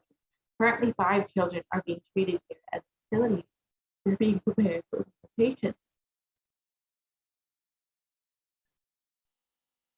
And this was already reported in May, so we can see how this is just increased as we are entering into the Purata month. In times now, it was reported that the third wave of COVID is to impact children. Over 9,000 children have already tested positive in Maharashtra, which was again reported in May. With the fears of the second wave of COVID-19 still lingering, the experts have suggested that the third wave will severely impact children. If the virus changes its course of nature, the children will be largely affected. Reports suggest that the virus has already impacted children across the country in the second wave. So this is exactly as the Hinduism revealed.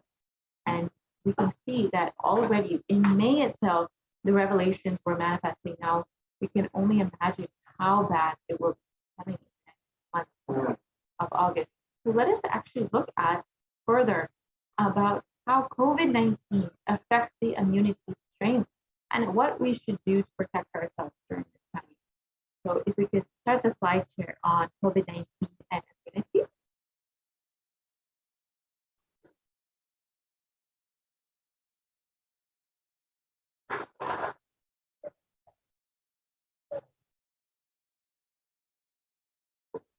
As we stated earlier, BD has revealed that COVID-19 will affect the strength of immunity of human beings.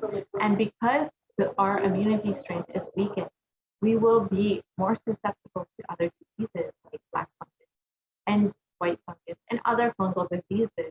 And we've already seen this manifest within the Indian population and seeing how it has affected thousands of people across the country and how these revelations are just manifesting and what we should do during this time to protect ourselves, how we can take baby's guidance and blessing to protect ourselves from them, as baby has revealed and as keeping positive in this that the only priority for this year is to keep ourselves alive.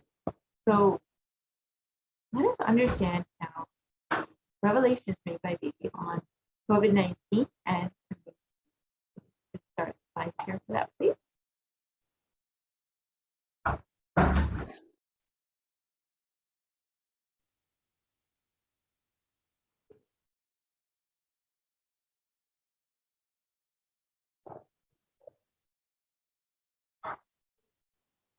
So let us introduce the next slide, please.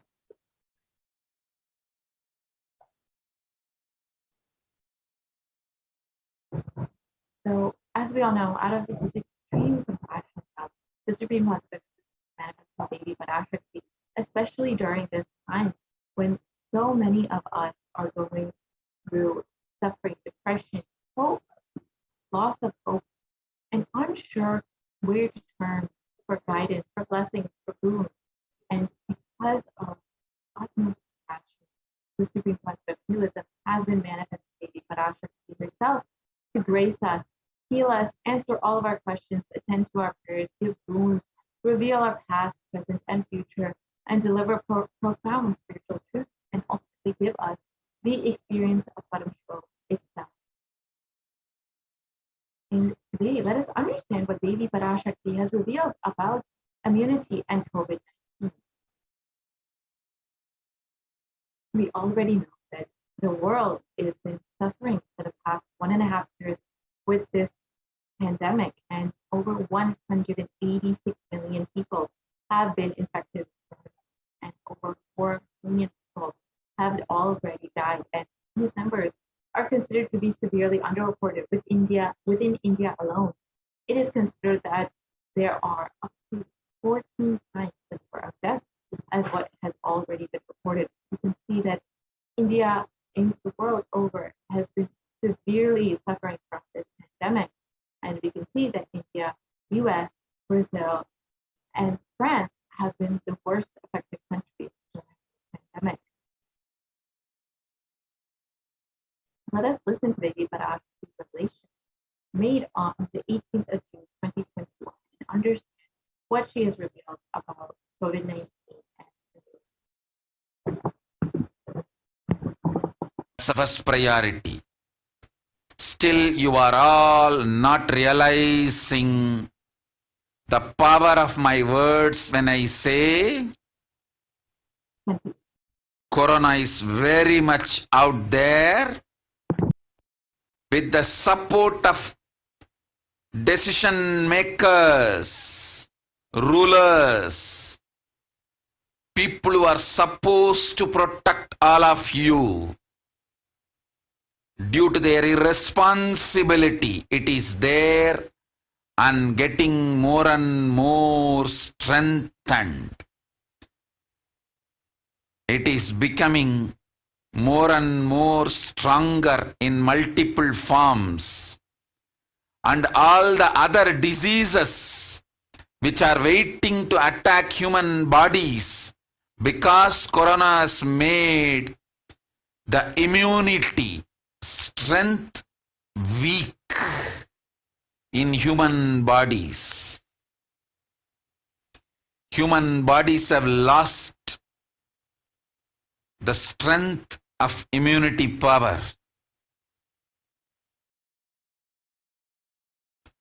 All the multi-layer after effects and side effects of this pralaya in political situations, economical situations, social situations, mental situations, in every level.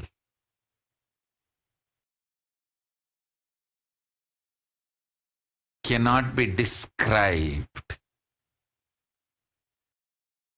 Wait. This year, focus on keeping yourself alive.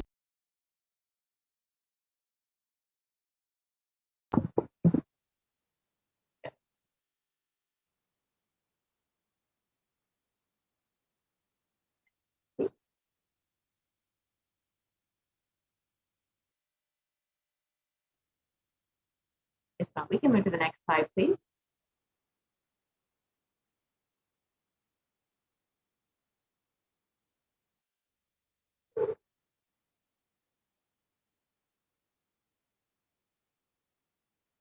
I can request the volunteer to move to the next slide, please.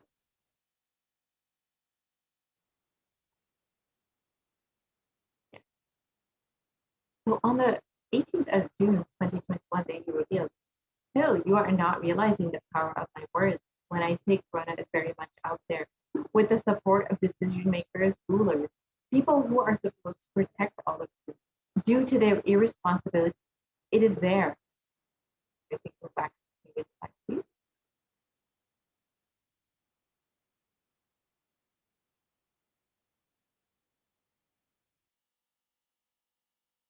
Sorry, can we go back to the previous slide, please? The slide with the revelation.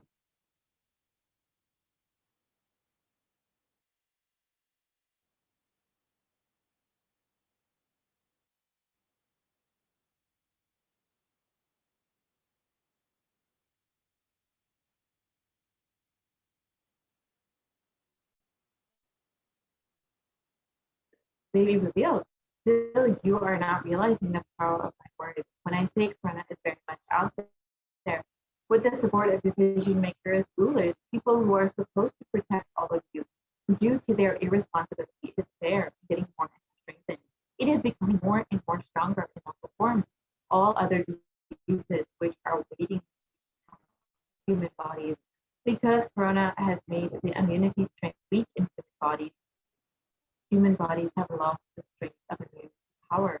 All the multi-layer after effects and side effects of the pralaya in political situations, economic situations, social situations, mental situations at every level cannot be described. Wait, this year, focus on keeping yourself alive.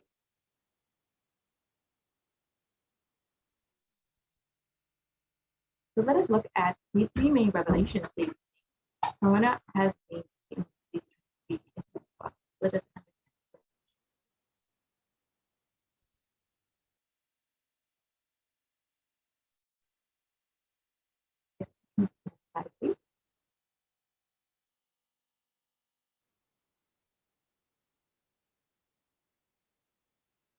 On the 29th of 2021, it was published in Science Daily that new research suggests that a coronavirus infection actually alters the biomechanical properties of red and white blood cells. In some cases, for months. This is a possible explanation for COVID. And this was just 11 days after the actual revelation. So we can see that it is, in fact, how it is exactly manifesting that the strength of immunity has been weakened in human bodies due to COVID-19.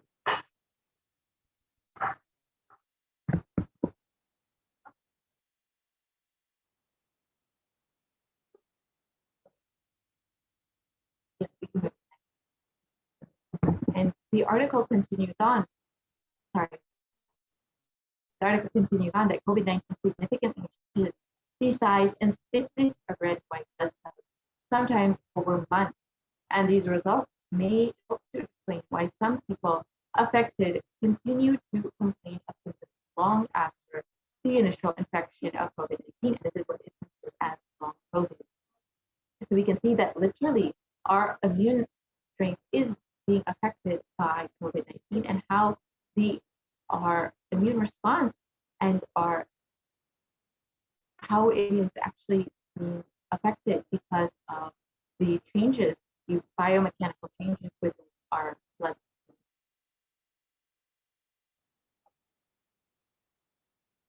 And this article from the Academy of Medical Science says that the way that the human body defends against a virus is to recognize and neutralize it. However, in Forbes, it was reported that coronavirus actually suppresses the immune system by disrupting the action of the body's immune cells. And this immunosuppression allows for the 2-week incubation period, which gives corona enough time to attack the body. And so we can see how actually it is very much affecting the body and how it affects the immune system and why many people are having such severe COVID-19 infection. So here we can just see a typical timeline for someone who is suffering with COVID-19. And the initial period of incubation is between 0 to 5 days. Then the prodromal period is between 5 to 10 days. And between the 10 to 15 days is when most people experience acute infection, where anytime they end up in ICU. So this is a typical infection, but it can continue on much longer than this. And you can compare COVID-19 to other deadly diseases throughout history, and you can see how it has affected nearly as many people as the HIV pandemic, which has been around for the past 40 years and has affected over 35 million people. However, COVID-19 has only been around, we've only been experiencing the pandemic for the past 1.5 years. However, over 4 million people have already died, and these numbers are considered to be severely reported, especially in India.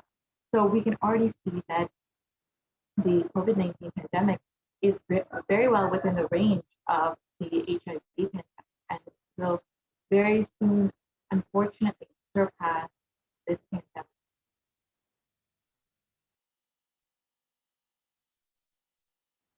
And further studies have been done by the University of Oxford, and they found that the cells are profoundly impaired after recovering from COVID-19. So we can see that literally the immune system is very much being affected by COVID-19, and the British Society for Immunology have also claimed that the effects of COVID are far beyond respiratory health. it also affects our cardiovascular and renal system.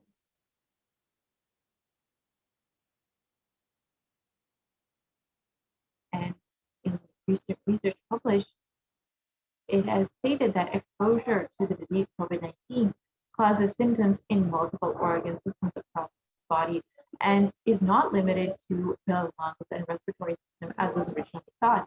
In addition, patients are reporting chronic symptoms such as fatigue, shortness of breath that lasts for months after the original infection, and this is what is considered to be long COVID. And this is due to the immune system actually being affected by the COVID-19 infection. This is exactly what Steve had actually revealed. And long COVID can affect the lungs, cardiovascular system, circulatory system, and can cause fatigue and inflammation due to the effects on the immune.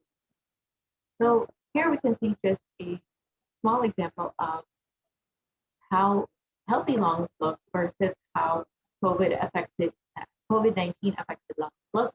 You can see on the left side, healthy lungs, and on the right side, you can see the COVID-19 affected lungs, which have much more scarring in them.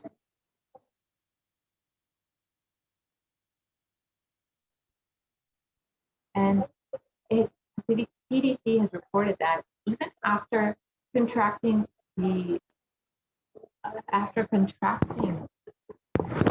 COVID-19, symptoms can last weeks or months after first being infected with the virus.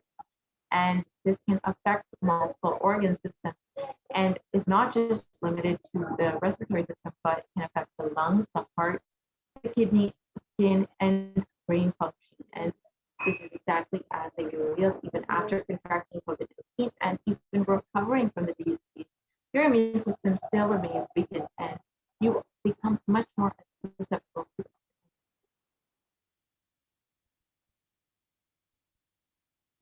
Let us look at the second revelation by David Actually, after the immunity strength is weakened due to COVID-19, all other diseases are waiting to attack the human body. So let us understand.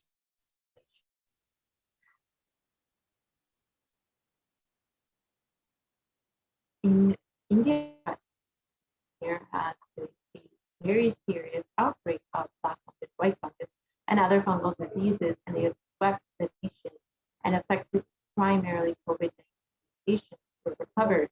And in one article, they have reported over 9,000 cases of the rare infection, and in another, they have reported that over 4,556 patients have been previously COVID-19 patients out of the 5,424 people who have been infected with black fungus.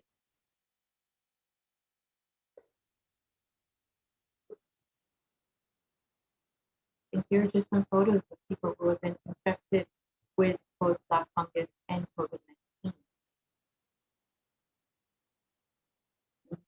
The last revelation we'll understand is how it is COVID-19 is becoming more and more strong in form. Already, many of us know that there have been variants of coronavirus that have been seriously causing much concern all over the world. And many of us have already heard about the Brazil variant, the South African variant, the UK variant, and the Delta variant out of India.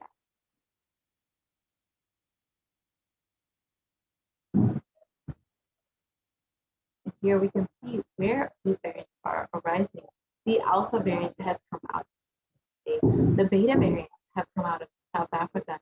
The Gamma variant has come out of Brazil, and the Delta variant has come out of India. And viruses generally mutate, but in the case of COVID-19, we have seen that they have become much more dominant, and we have seen why COVID-19 has been revealed is becoming more and more strong in form.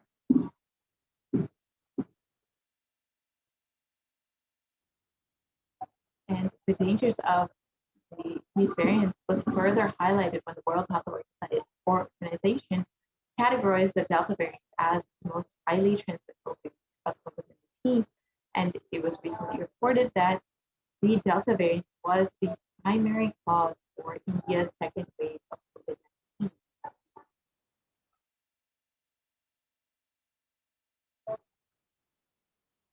And here we can see in the small infographic the comparison of four variants and how many countries they have been affecting. The Alpha variant out of the UK has affected over 173 countries. The Beta variant out of South Africa has affected over 122 countries. The Gamma variant out of Brazil has affected over 74 countries. And the Delta variant out of India has affected over 104 countries.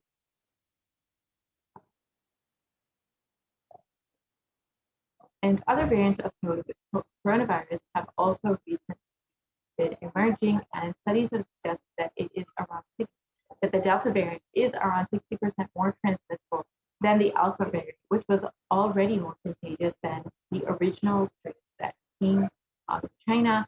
And secondary attack rates have been known to be between 51 to 67% higher than that of the Alpha variant. And with regards to the Delta variant, you can see already how much the world is being affected by the variants that have been arising out of different places. And the Supreme Court of News has already revealed that there will be other variants arising, including the Delta Plus variant and the Lambda variant, which will be affecting India very severely in the coming months.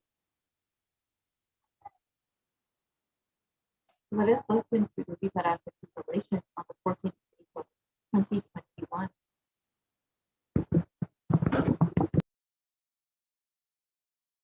Sharmila, corona ஒழிந்தது. கொரோனாவை வைத்து அரசியலும் அழிவாட்டமும் செய்ய நினைக்கும் மனிதர்களின் சதிராட்டம் முடிய இன்னும் 4 ஆண்டுகளாகும். என் பக்தர்களையும் சீடர்களையும் கைலாய வாசிகளையும் நானே காத்துக் கொள்கின்றேன், நானே காக்கின்றேன். என் பக்தர்களுக்கு ஒரு துயரும் ஒரு துக்கமும் வாராது. ஆனால் உலகின் இந்த கொரோனாவின் சதியாட்டம் முடிய 4 ஆண்டுகள் ஆகும். 2025 தான் அடங்கும். இது சதியாட்டம், மனிதர்களின் சதியாட்டம்.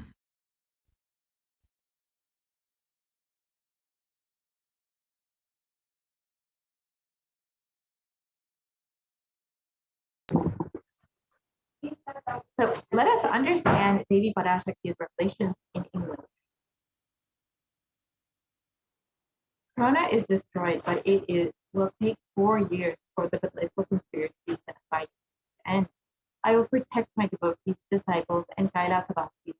No suffering will come for my devotees, but it will take 4 years for the conspiracy of Corona to end. It will come to an end only in 2025. It is a conspiracy, a human conspiracy. So Devi revealed that only in 2025 will we be seeing the end of this Kailasa. So we can see that the article has already shown that there will be several more waves of COVID-19 in India, and it is predicted that the third wave of COVID-19 will be peaking between October and November. And Devi reveals that actually in the Puratasi month, we will see the beginning of the third wave, Puratasi month between August and September. And as for Devi's revelations, we can see that we will be experiencing many more waves of COVID-19. So with all of these variants and all of the waves of COVID-19 coming up, how can we protect ourselves during this time? Where can we turn to the solution?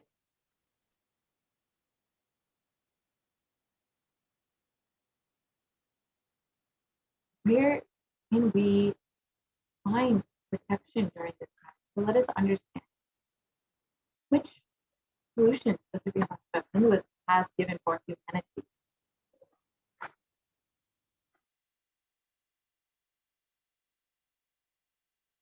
Kailasa is the only place that is safe right now. And the Supreme Pontiff of Hinduism is the only hope. The Supreme Pontiff of Hinduism has, in fact, opened up all of the Kailasa enlightenment ecosystems within India for the sake of multi-layered quarantine, whether you're a devotee, a disciple, or even interested in becoming a resident or not of the Kailasa enlightenment ecosystem. You are more than welcome to have the benefits of multi-layered quarantine in the Kailasa ecosystem. Every Kailasa has been opened up for the sake of quarantine. And if you would like to protect yourself and your family, you are more than welcome to sign up today at kailasa.org/Kailasa Care. And as Baby and as the Supreme Pontiff continuously have been reiterating, the only priority for this year is to keep yourself alive. Do protect yourself. Do take heed to Baby's words and the Supreme Pontiff use of regulation. You can sign up today and experience the multi-layered quarantine and the protection of the Supreme Pontiff. If you would like to sign up, again, the link is projected kailasa.org/Kailasa Care. With this, we will be concluding this segment of the program, and we will be entering into the next segment where we can understand some of the offerings that we can make Devi Parashakti. Already over the course of the last several months, Devi Parashakti has been blessing us, gracing us, and giving guidance during this time of uncertainty. Now, if you would like to offer your gratitude, Devi, for all of her blessings, her boons, her guidance, you are more than welcome to offer something from your heart to Devi Parashakti, so we can see what all we can offer and understand what benefits we can receive from these offerings. So we will be right back with a very quick break and enter into the offering section in just a moment.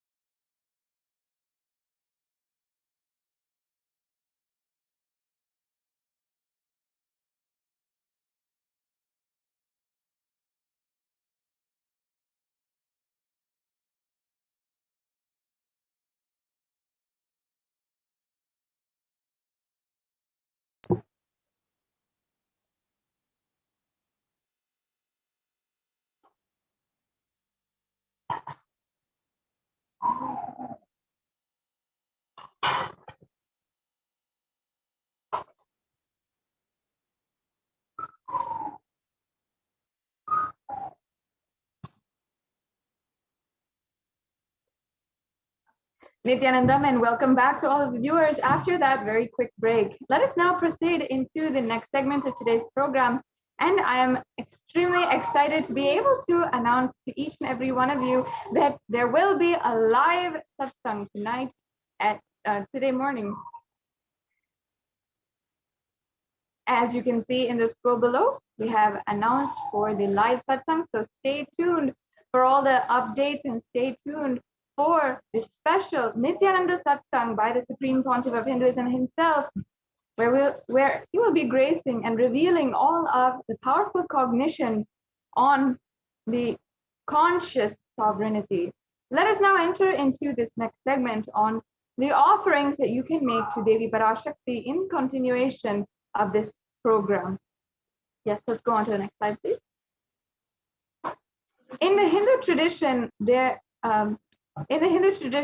for every single celebration, whether it is our birthdays, our anniversaries, our marriages, or if it is our opening a new business for the first time, or starting a new venture, or even buying a new car, buying a new home, all of this begins with offering our gratitude to the divine cosmic beings and to our Ishta Devatas, the favorite gods, and requesting their protection and further guidance as we move forward in our lives.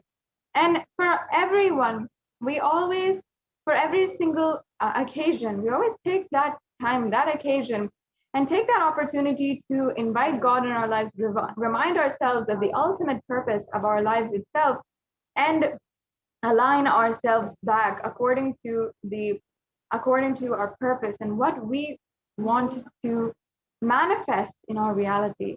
And if that what we want to manifest is ultimately the limitless possibility and achieving oneness with the divine themselves, then what better way to do and to achieve that than through the offerings. Offerings are a beautiful way that the Supreme Pontiff of Hinduism has revived from Sanatana Hindu Dharma to manifest your reality. And beautifully, he says that until you manifest your reality on your own, we will manifest it for you through the offerings of the Nithyanandeshwara Paramashiva Devalaya. So let us now enter into this segment in today's program. And we'll begin by laying the foundation and understanding the different significances and context of the various different offerings. And you'll see that for each offering, we have a reference from the sacred scriptures and where that offering is used, where Devi Parashakti is referenced with, that abharana and how she is described. What is the significance behind that description, and what is the ultimate enlightening context? The beauty of it all is that it has such powerful cognitions that just listening and imbibing these cognitions deeply can make you understand and inspire you to achieve that ultimate oneness with Paramashiva, with Parashakti. So let us start with the significance of the divine element gold. And there are so many scriptural references for gold. And in the Atharva Veda, actually, it has the scriptural reference for gold where it talks about its virtues and its powers and even its association with long-lasting life. Today in popular culture, we always associate gold with long life and with immortality.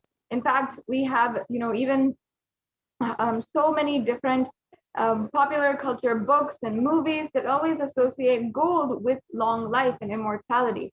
But there is a sacred and deeper component of what we are portraying today. In fact, in Sanatana Hindu Dharma, gold is present in all of the various scriptures, the Agamas, the Vedas, the Shrutis, Smritis, and the Itihasas and Puranas.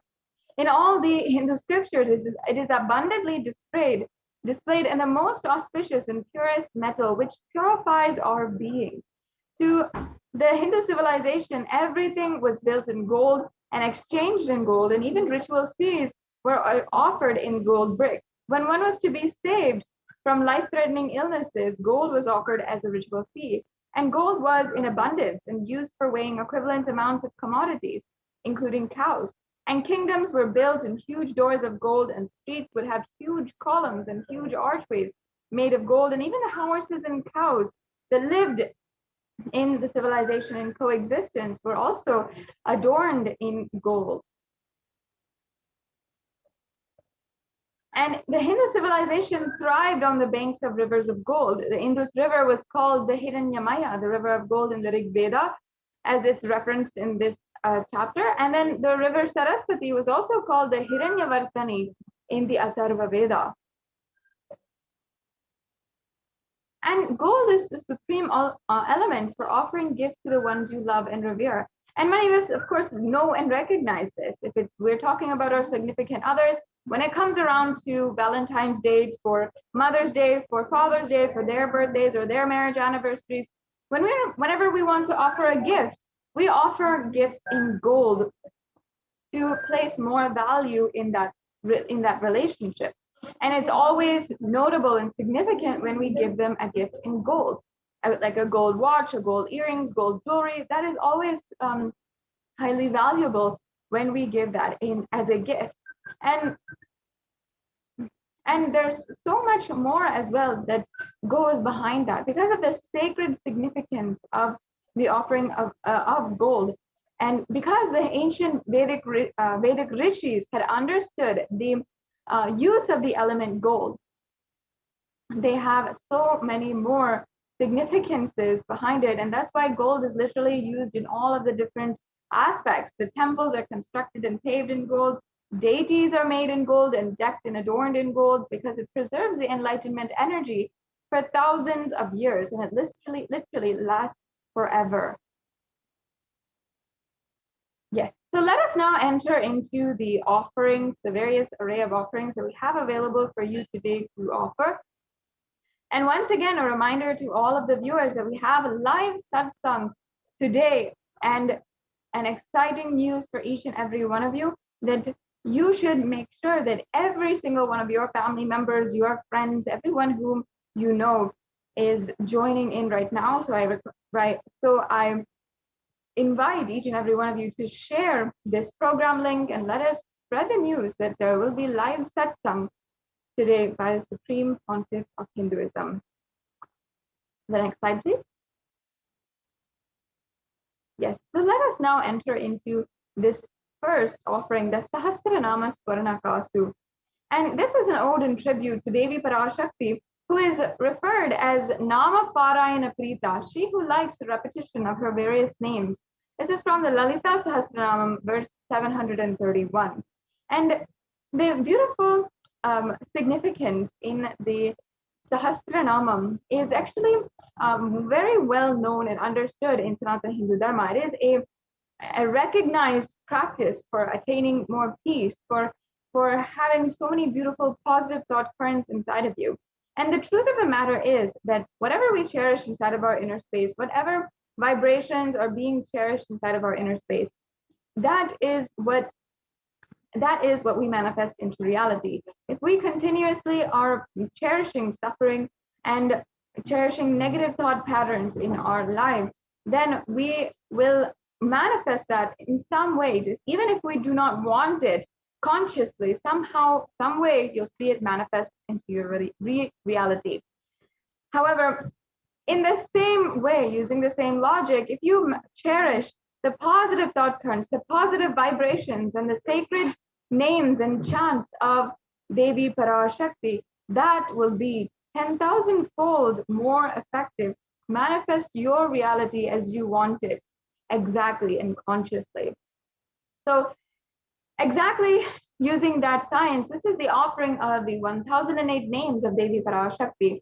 And it's a very special and unique archana offered to the Mahameru of Devi Parashakti. You can offer a gold coin to Devi Parashakti to manifest any dimension or attribute of Devi Parashakti that you always wanted to imbibe within you. All of the Ananta Kalyana gunas will manifest for you.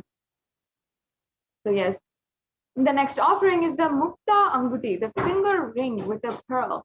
And this offering is referenced from the Meenakshi Pancharatnam, where Devi Meenakshi is described as Mukta Harana, or wearing a crown which has garlands of pearls. So the pearl actually represents compassion in the Vedic tradition. Let me now chant this beautiful verse from the Meenakshi Pancharatnam. मुक्ताहारणलसत्किरीटरुचिरां पूर्णेन्दुवक्त्रप्रभां शिञ्झन्नूपुरिकिङ्किणीमणिधरां पद्मप्रभाभासुरां सर्वाभीतफलप्रदां गिरिसुतां वाणीरमासेवितां मीनाक्षीं प्रणतोऽस्मि सन्ततमहं कारुण्यवारां निधिम्. Now, the English translation says, I bow down to the goddess Meenakshi, whose crown has garlands of pearls and face shining like a full moon, who wears anklets that are studded with gemstones and has small bells, who is shining like the splendor of a lotus, who grants all the wishes, the daughter of the mountain, who is worshipped by goddess Vani and Rama.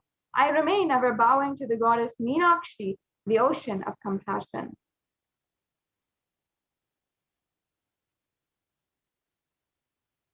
Now you can offer this finger ring with a pearl to the cosmic mother and experience the blessing and healing with your mother.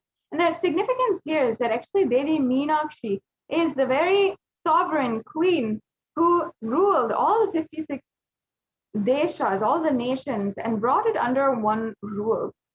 And this was the highest ambition, and therefore she manifested literally Kailasa on planet Earth. And through her compassion for humanity, she brought the next breakthrough for the whole humanity at this period of time. So the finger ring with a pearl being a symbol of compassion, you can offer this to Devi Meenakshi, the incarnation of Devi Parashakti, and be granted with all of her compassion and bestowed with all of her blessings. Yes. Let's now go to the next slide. Yes. So this next offering is the golden lotus, and here we have the verse from the Kamikagama, as you can see. Here it says all the kalasas should be wound around with suitable thread and covered with new cloth, and they should be adorned with lotus flower made of gold.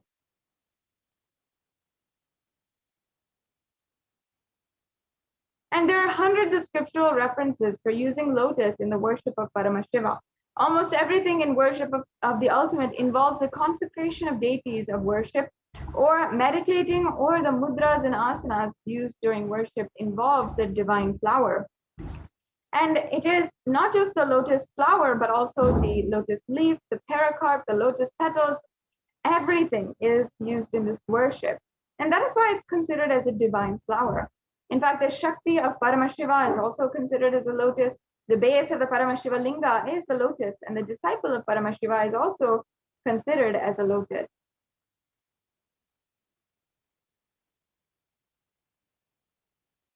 And you can offer this golden lotus in any size you wish to express your gratitude and do the tyaga, express your gratitude for the tyaga, the sacrifice of the divine cosmic mother. The next slide, please.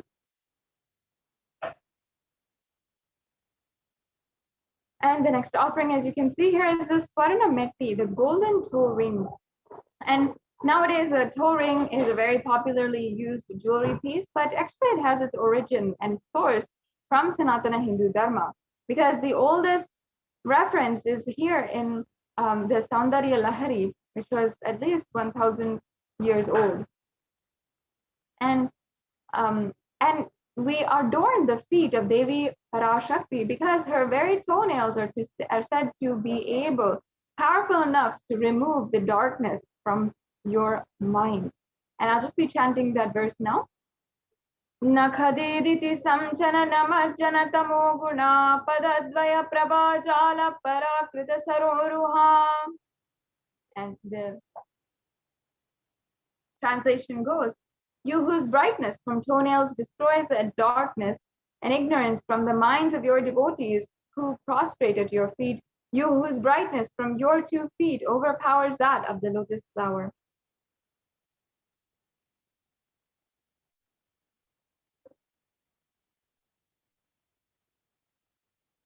Yes, and you can offer the toe ring to Devi, adorning her sacred feet, to be in the constant gratitude for receiving her blessings, even in the most difficult aspects of our life. The next offering we have available for each and every one of you is the Swarna Mangtika, the golden hairline jewelry. And once again, this piece of jewelry has its source in Sanatana Hindu Dharma, where it literally decorates the forehead and the head, which is entirely covering and holding the fully bloomed, enlightened 1,000-petaled lotus, or the Sahasrara Chakra. It is told that when we become enlightened, that Sahasrara Chakra is flowering and becoming bloom. And here in the verse of the Saundarya Lahari, it says that Devi Parashakti is literally Shuddha Sarabi Varshini, meaning she who makes the nectar flow in all our nerves from the Sahasrara, she who gives a very pleasant experience of the ultimate. And this is the Mangtika that represents the nectar flowing from the Sahasrara Chakra, which is fully opened. So that once again, the Sahasrara Chakra is the chakra at the crown of the head. And once that is open, that is represented by the Mantika, the nectar, which is overflowing from that fully bloomed flower, is represented by the Mantika, and the golden jewelry, which is going from the crown of the head to the forehead, sometimes even all across the forehead. It's such a beautiful piece of jewelry, and with a very sacred context as well. So this is another piece of very precious jewelry that you can offer at the feet of Devi Parashakti. You can offer this Mantika to Devi and receive the blessings of achieving the blissful state of overflowing gratitude and complete completion.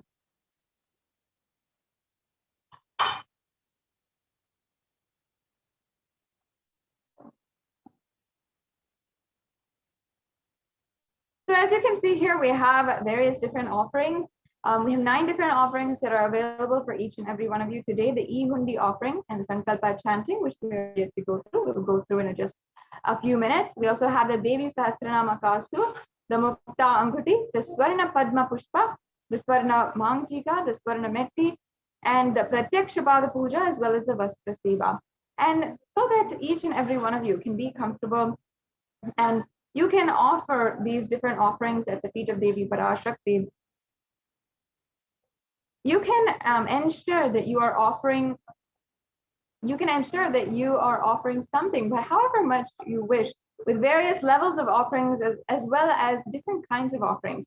The E-Hundi offering is available also through the YouTube Super Chat, as well. It's available in it's also available through the registration links, which you can see here as well.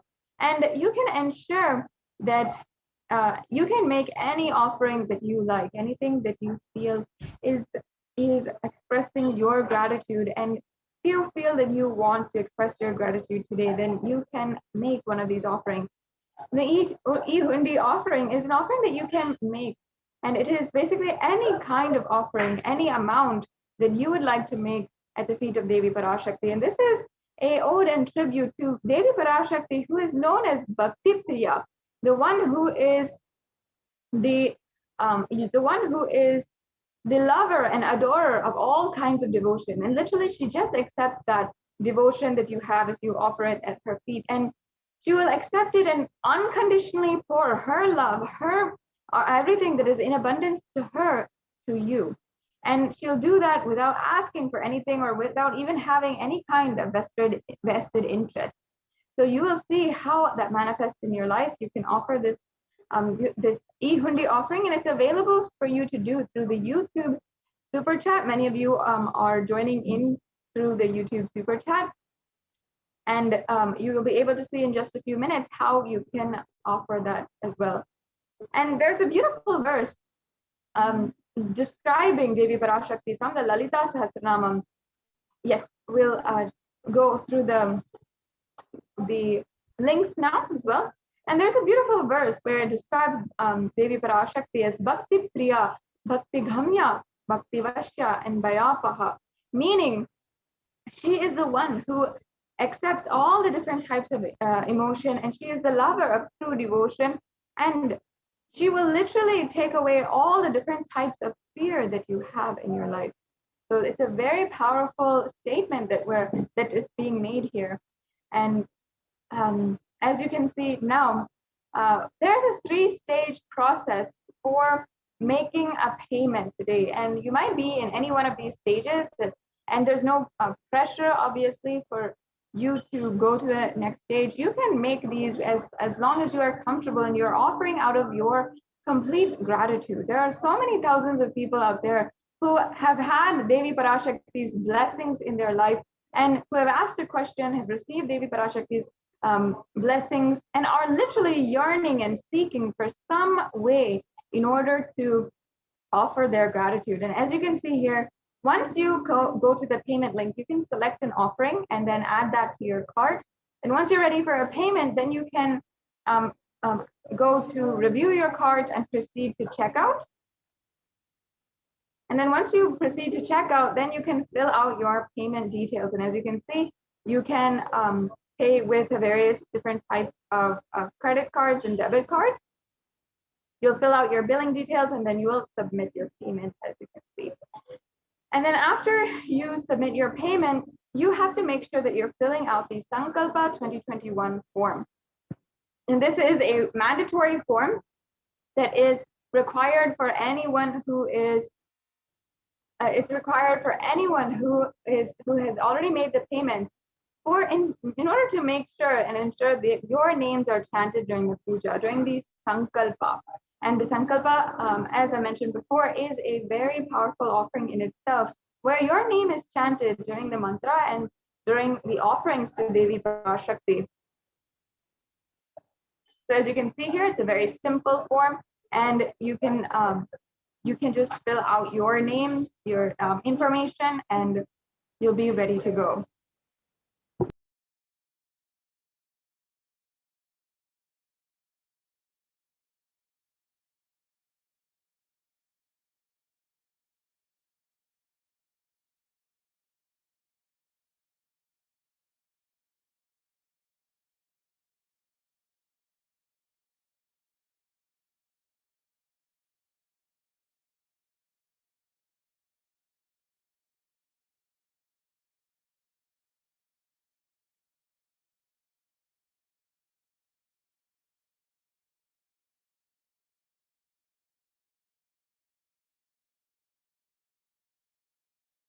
Yes.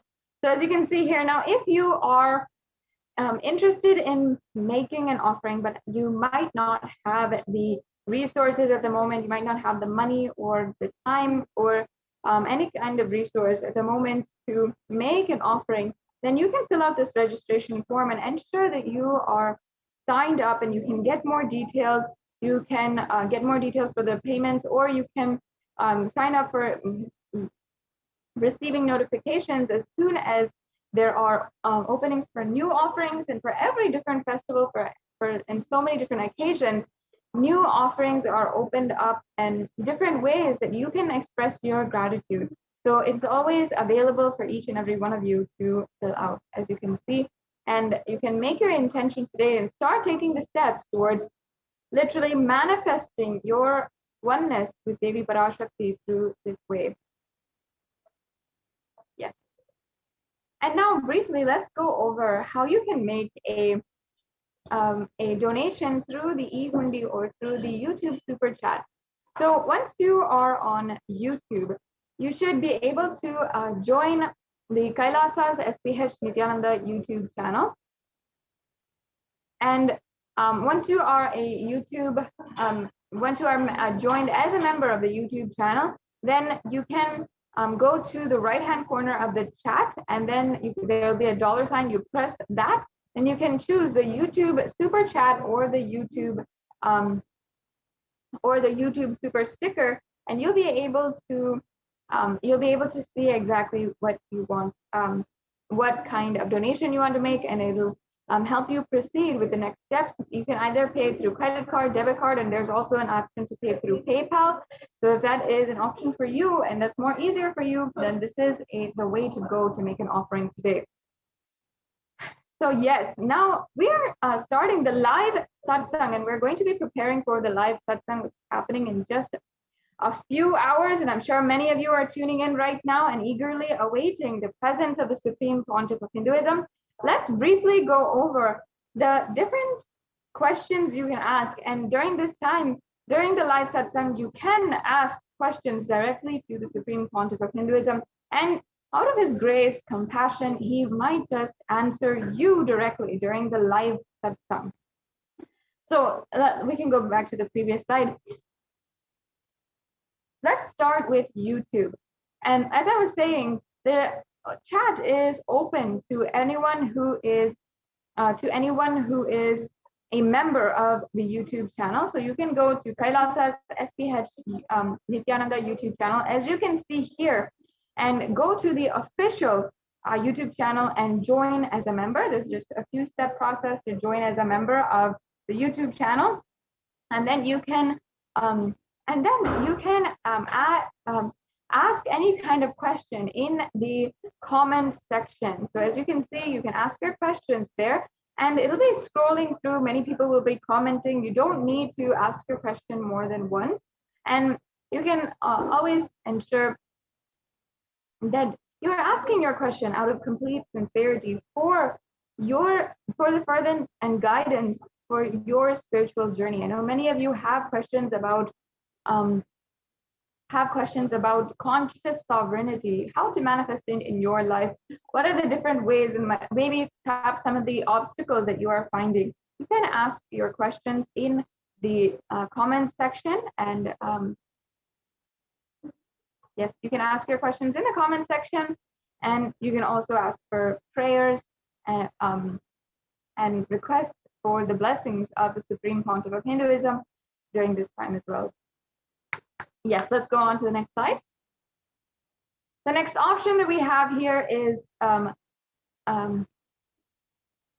Facebook page. So make sure that you are liking and following Kailasa's HDH Nithyananda Paramashivam Facebook page. This is the official Facebook page of the Supreme Pontiff of Hinduism.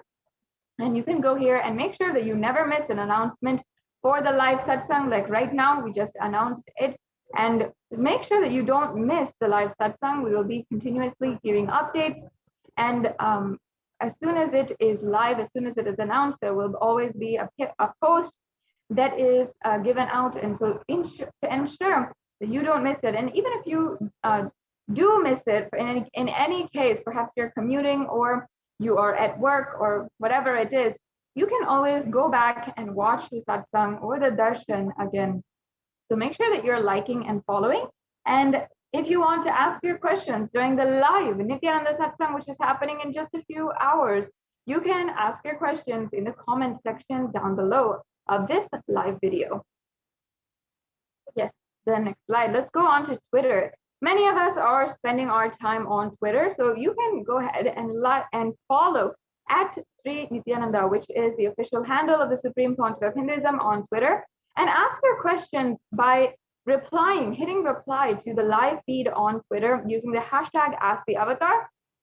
And you can, in the same thread, reply and ask your questions to the Supreme Pontiff of Hinduism. Yes, and the next slide, please. We also have the official handle on Instagram, so you can ask your questions in the comment section in the Instagram post, and ensure that you are following Sri Nithyananda on Instagram. That's the official handle of the Supreme Pontiff of Hinduism. And ask your questions in the comment section of the post for this live satsang. The next slide, please.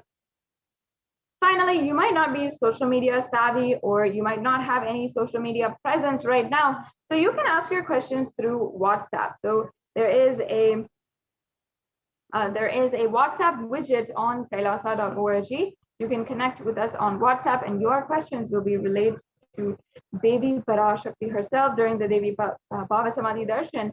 As well, during the live satsang, they will be displayed in front of the Supreme Pontiff of Hinduism, and your question might just be answered by the SPH himself.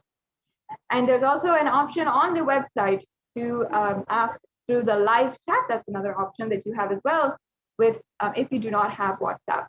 So that brings us to a conclusion of this segment in today's program. And let us enrich the whole humanity with the news that the live satsang will be happening within a few minutes And you'll see how this time just flies by, and we're going to be eagerly awaiting the darshan of the Supreme Pontiff of Hinduism before you know it. In the next segment, we'll be going over the updates from the representatives from the Adi Kailas Sarvagna Peetham, the Adi Kailasa ship, which was literally built over the last 2 decades by the Supreme Pontiff of Hinduism in order to help the whole humanity literally sail through this pralaya. So joining with us now is a representative from the Adi Kailasa Sarvagna Peetham in order to share with us about the updates from the multi-layer quarantine center that is open in Adi Kailasa Sarvagna Peetham, as well as 13 other Adhinams monasteries in India to help find and mitigate the extreme effects of the pandemic that is ongoing currently in India. Yes, so this brings us to a conclusion of this segment. We'll now be proceeding on with the next segment in today's program after a very quick break.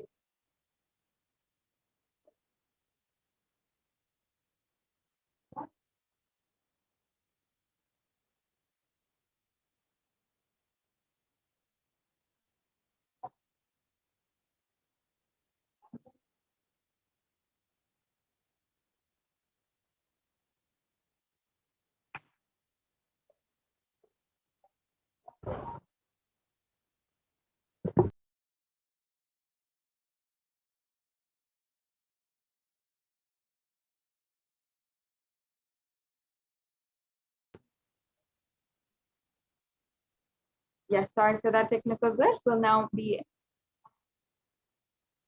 be proceeding into the next segment. We have Ma Dayame Swami ready and joining up with us right now in order to give us the latest updates from the Adi Kailasa Sarvagna Peetham on the multi-layer quarantine campus and the Kailasa COVID Center, which is open now, as a practical solution for the ongoing COVID pandemic.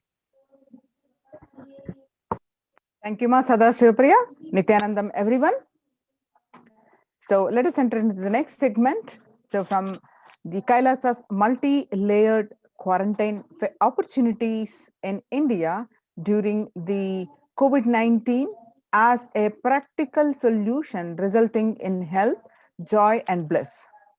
With the blessings of the Supreme Pontiff of Hinduism, Jagat Guru Mahasannidhanam, His Divine Holiness Bhagwan Nithyananda Paramashivam blessings, Kailasa Department of Enlightened Civilization presents. So let's start with the Sadguru Vandanam. Nithyanandam Paramasugadam Kevalam Jnanamurtim Dvandvatitam Gagana Sadrusham Tattvamasya Dilaksham Ekam Nityam Vimalamachalam Sarvadi Sakshibhutam Bhavatitam Triguna Sadgurum Tam Namami.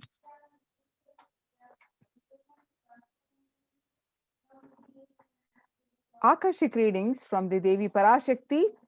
On various occasions, Devi revealed that due to the pandemic, how the world is going to suffer with the especially the mental issues.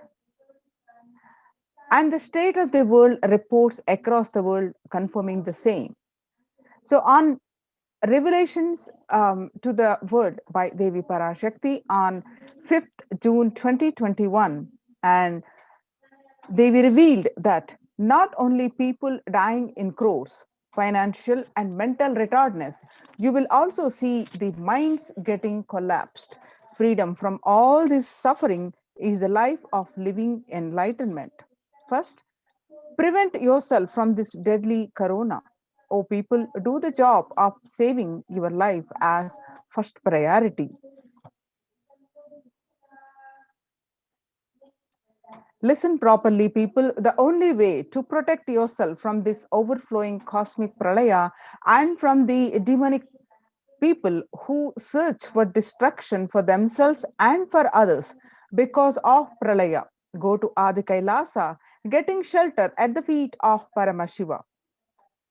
Save yourself from corona and death. economic crisis, and mental collapse that is formed because of corona, save yourself and move towards living enlightenment. Move toward Paramashiva Paramporul, doing yoga and tapas. Doing seva to all the devotees of Paramashiva, live a good life. Just for that, I have opened the doors of Adi Kailasa. For those in the universe, not only human beings, as even Siddhas, Jnanis, and Yogis have come and doing penance in Adi Kailasa. For everyone who come, goodness, prosperity, Jnanam, and Yogam will overflow. Do not have fear, bliss is there. Do not have worry, I will protect with goodness. Just for that, I have opened the doors of Adi Kailasa. For all those in the universe, and not only human beings, as even Siddhas, Jnanis, and Yogis have come and are doing penance in Adi Kailasa. For everyone who come, goodness, prosperity, jnanam, and yogam will overflow. Do not have fear, bliss is there. Do not have worry, I will protect with goodness. Happiness is there. Enlightenment is there. Do not have fear, bliss is there. I am solving sufferings. I am the Samayapurattu Kannattal who comes and helps at the right time. Revelations about the mental health issues by Devi Parashakti on 5th June 2021. We just saw the glimpses of that. Now, and the media articles confirming the same on 6th June 2021. The psychiatric symptoms like depression, anxiety exhibited by the COVID 19 patients, according to a new study, neurological symptoms like depression and anxiety are also showing to be the common in those who have contracted COVID-19, even in more mild cases.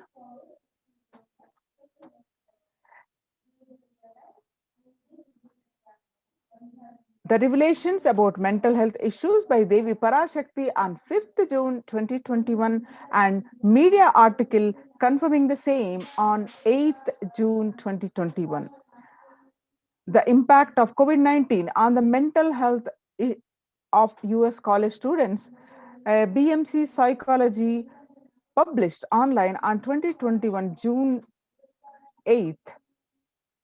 Its results indicate that on students closer to graduating facing increased levels in anxiety about 60.8% and feeling of loneliness about 54.1% and depression of 59.8%. Many reported worries for health of loved ones most impacted their mental health status about 20% and the need to take care of family most affected current and future plans 31.8%. Almost one half of students took to exercising and other measures. Revelations about the mental health issues by the Devi Parashakti on 5th June 2021 and the researchers confirming the same on 10th June 2021. The rates of anxiety and depression among college students continue to soar, researchers say. Researchers at the Dartmouth College, who have tracked the moods and behaviors of about 200 college students for 4 years, say the stress levels are at their highest. The research by the Lauren Lumpkin revealed on June 10th, 2021. The Dartmouth College students began tracking 217 students when they entered the school as freshmen in 2017 in the hopes of understanding how they behave, and they have seen students' stress levels rise and fall, usually in tandem with midterm and final exams. But since the onset of the coronavirus pandemic, the rates of depression and anxiety have soared and have showed no signs of coming down, said the Andrew Campbell, a researcher and computer science professor.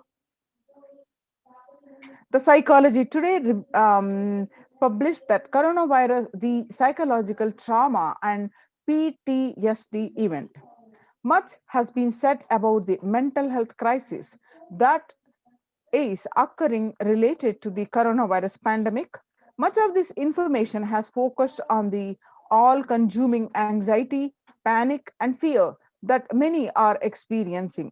While this is important and needs to be at the forefront of discussions, something that has not been discussed in the psychology traumatic nature of what our nation and our world and is experiencing.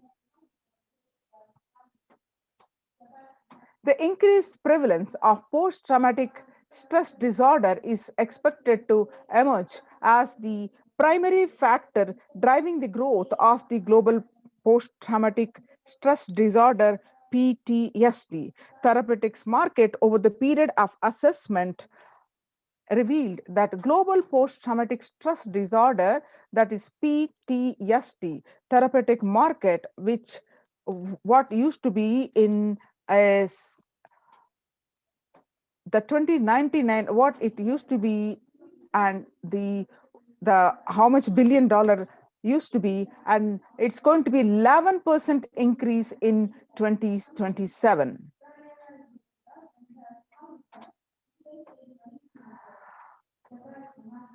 The CNN published that there is a high prevalence of mental distress and countries across the globe due to the coronavirus pandemic, especially among healthcare workers and children. According to the United Nations and the World Health Organization, the impact of the pandemic on people's mental health is extremely concerning. The World Health Organization Director, General Tedros Adhanom, said in a news release recently.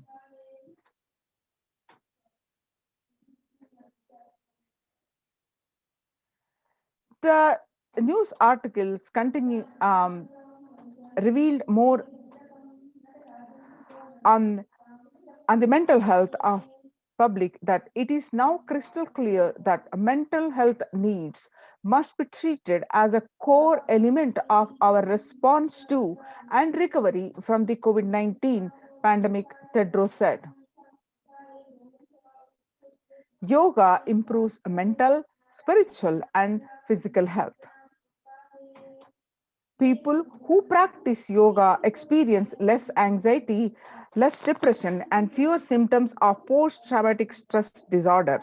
Yoga also improves well being, including increased gratitude, relatedness, acceptance, centeredness, empowerment, and self esteem, the compassion and self awareness and hope. Yoga can help us to manage stress and self regulate, an important tool in the current time.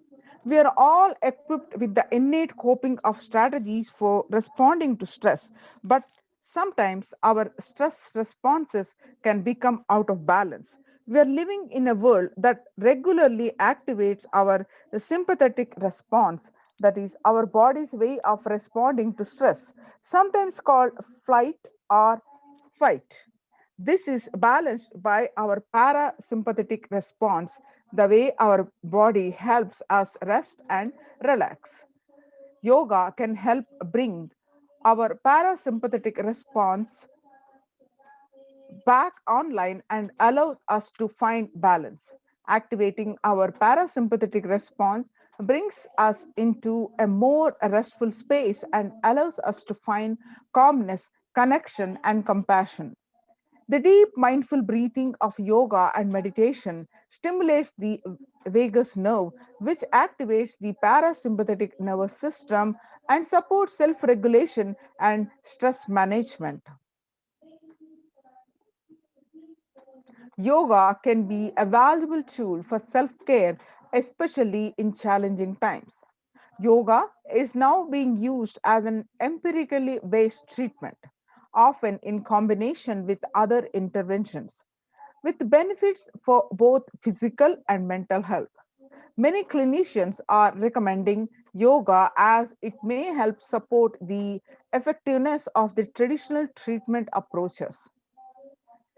Psychology Today published that when we actively choose a tool of self-care, we better equip ourselves to survive and seek resilience in different circumstances. While it is but one tool, yoga offers the potential for connection and well-being even in those challenging times.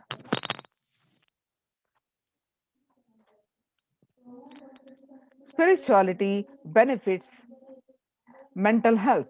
Research shows that individuals have better mental health if they belong to a particular community or have religious beliefs. Spirituality can help people in many ways. First and foremost, spirituality or religion can help find meaning in their lives, which is instrumental in improving one's mental health.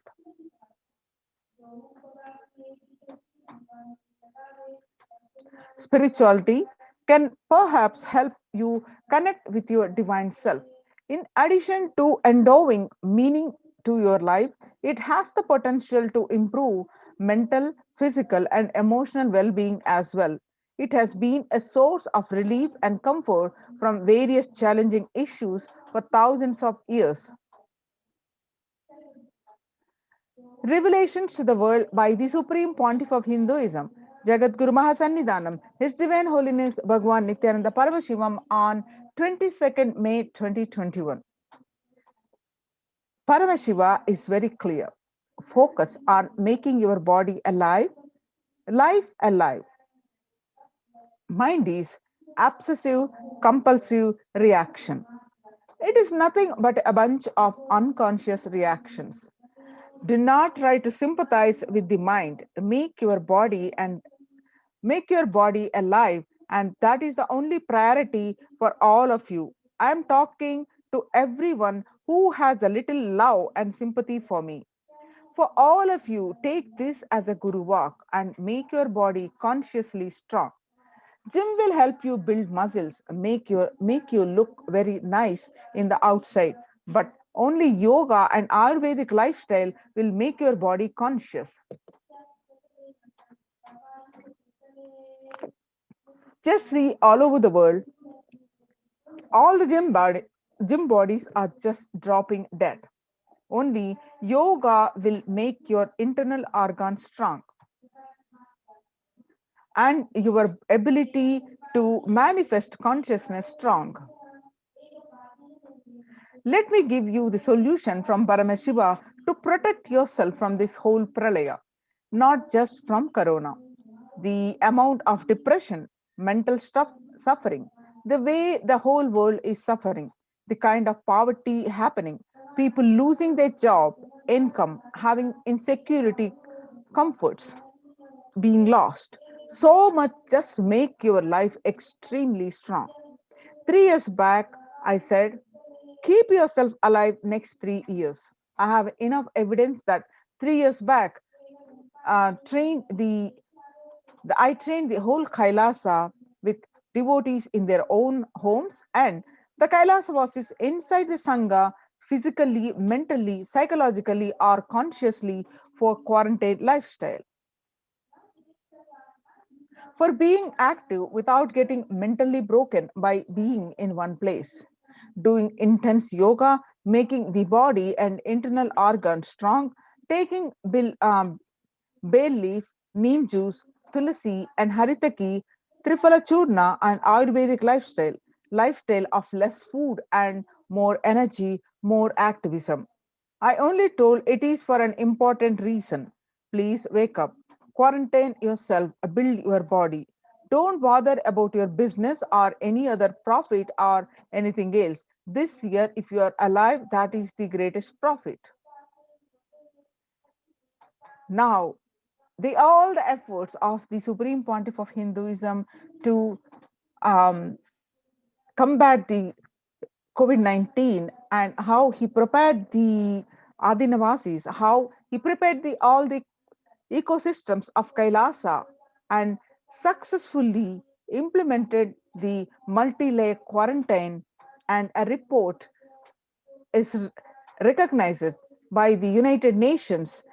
The Kailasa's report on COVID-19 and the multilateralism has been recognized by the United Nations recognizes this. So you can see the screenshot from the Supreme Pontiff of Hinduism's Facebook page.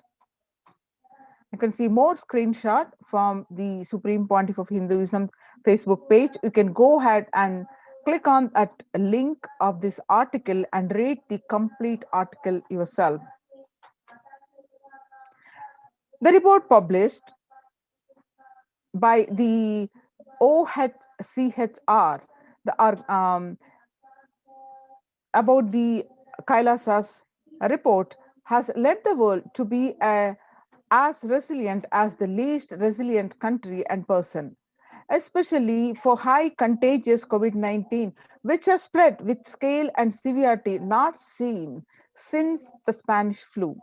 The variants of this virus, such as the B.1.617 Delta Epsilon Gamma, continue to threaten even those vaccinated. Secondary diseases such as black fungus are targeting COVID patients and killing almost 1 in 2% in such cases. Human life is precious and important than all economic principles or systems in totally, because all these concepts are legitimate only because of their utility value, which is fundamentally make human life better. At least until this ongoing crisis ends, all the economic policies related to money, banking, fixing prices of commodities, etc., needs to be revised to make sure no human being suffers from hunger or the absence of required medical care. For this purpose, Kailasa has presented a detailed report on effective solution for COVID-19 through multilateralism that was published by the UN. This breaking news, the report we're going to present now, the earlier reports recognized by UN are reports on the rights of the indigenous and women and girls. And the second report, which was published by the UN and recognized by the UN, a report on femicide. Now let us see this breaking news, the report published by the United Nations, the COVID-19 and multilateralism, a report by the Adi Shaivat Minority Tradition, ASMT, Hindu Community Kailas Union in the month of June 2021. The introduction key factors are globalization of disease has led the world to be only as resilient as the least resilient country and person, especially for highly contagious COVID-19, which has spread with a scale and severity not seen since Spanish flu. The variants of virus such as the B.1.617 Delta and Delta plus Epsilon Gamma continue to threaten even those vaccinated. Secondary diseases such as black fungus are targeting COVID patients and killing most of the patients. Second, distorted policy decisions and conflicting principles can lead to polarizations amongst the nations and within, leading to various extremes, such as the hoarding of vaccines in some places, the wastage of vaccines in others, and an unaddressed shortage of vaccines globally. The pandemic has exposed to fragility of the global system. The disruption of the supply chain is especially worrisome for essential food supplies, which disproportionately affects the already most vulnerable situation. The lockdowns have brought the global economy into crisis, bringing recessions and worsening employment rates. The frequent lockdowns and the ongoing threats of famine, especially in countries where employment is predominantly informal, are exacerbating worries that starvation may cause more suffering than the virus itself. far more from the SDG to zero hunger. The number is now predicted to come close to 1 billion. You can see the supporting articles which were published, which was submitted and published by the United Nations.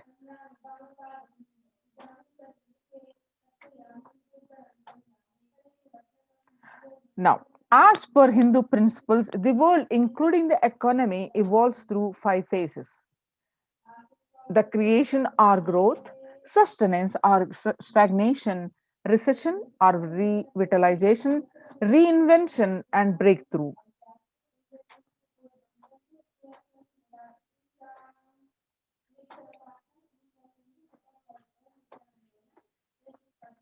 As per Hinduism, conventional economic growth is observed when best practices are applied diligently.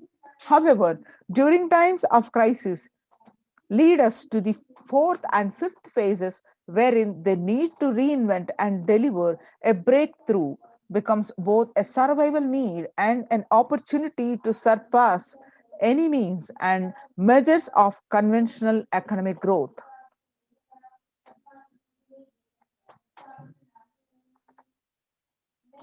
According to the key nations, increased public expenditure during the Great Depression of 1929 improved economy. However, the government never completely gave up trying to balance the budget, which resulted in it never spending enough to bring the economy of recession until the Second World War.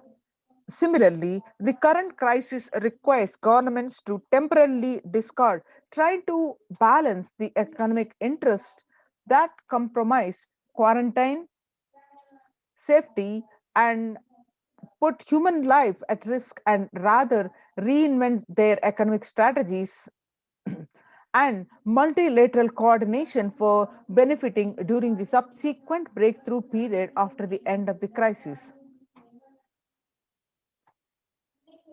The Hindu multilateralism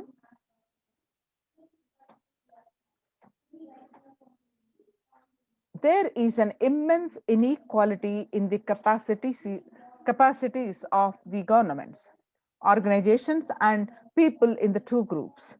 The first one is a health response, and the second one is economic recovery. Surviving the highly contagious COVID 19, where the world is only as resilient as the least resilient country, and the person requires governments, organizations, and people to collectively address the crisis. From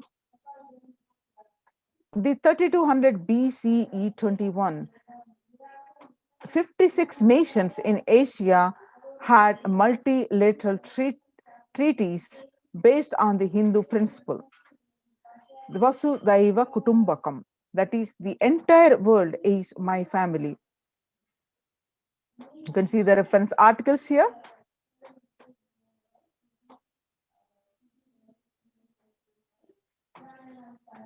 It provides the sustainable community livings with multi-layered quarantine. Home or self-quarantine is not a viable solution for a vast majority of people for either health safety or economic reasons. In Assam, one of the state in India, home quarantine has been reported to be primary reason for a large number of deaths. In some policies, in some places, governments have moved people out of home quarantine to COVID care centers. Other issues linked with quarantine, especially in some houses, are mental health problems, such as an increase in suicidal ideation, especially amongst the younger population. This requires friendly quarantine setups which are self-sustained and sufficient in terms of food stock and supplies, recreation, employment, education, etc. In India, state governments have attempted to provide free and paid solutions with face various challenges related to hygiene, exorbitant pricing. Some facilities have seen challenges related to requests for private accommodation. Experimental townships such as Auroville have demonstrated a fair amount of success in creating a friendly, safe, and compliant quarantine facility. However, solutions such as Auroville are not open to the public. For 2 decades, the leader of the ASMT Hindu community, the Supreme Pontiff of Hinduism, Jagat Guru Mahasannidhanam, His Divine Holiness Bhagwan Nithyananda Paramashivam, had been creating townships like Araville across more than 100 cities in several countries. Most of these townships, such as the ASMT Monastery, India, Bangalore, have been opened to offer multi-layer quarantine as a free public service with free food and accommodation, the free internet to work from the home monastery. The ASMT community has seen a fair amount of success in these townships with zero reported cases of COVID infection in the past 2 years and has already saved many lives. The Supreme Pontiff of Hinduism, Nithyananda Paramashivam, has urged citizens worldwide, especially from the regions severely affected by the pandemic, to protect themselves as the topmost priority and avail these free quarantine facilities that the community has created, especially as home quarantine has failed for many and is known to be a primary reason for a large number of deaths in many scenarios.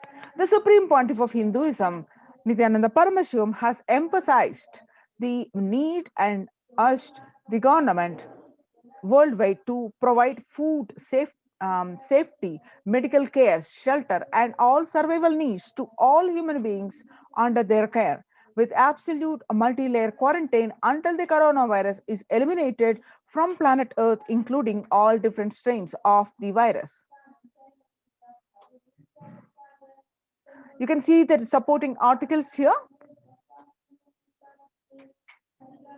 Educate citizens in individual pandemic management. Unlike previous pandemics, the current era provides an active, real-time, and visual information about the facilities, about the fatalities. Underreporting of this data may give false hope and make people reckless.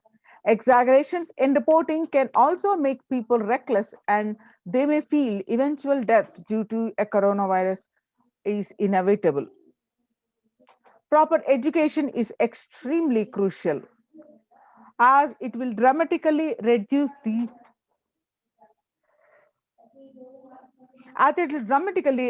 number of deaths and reduce the challenge of death healthcare systems. Alcohol related deaths have hit a high record during this pandemic, and the long post lockdown liquor lines are some extremely worrisome issues regarding which people need to be educated as a top priority. People need to be given confidence in their life and security about their future for them to stop behaving recklessly or fall into depression and commit suicide. Leveraging the best of the different economic systems based on charity, barter, and money. Ancient Hindu economic treatise by Paramashiva, primordial Hindu divinity, describe three kinds of economic systems and their principles. The first one, the for things do not perish by sharing, such as education and knowledge. Paramashiva recommends that no fee be charged. And second, for survival needs such as food and healthcare, barter and charity are recommended. Third, for all other infrastructure development works, services, and commodities, gold and environmental currency based transactions are allowed.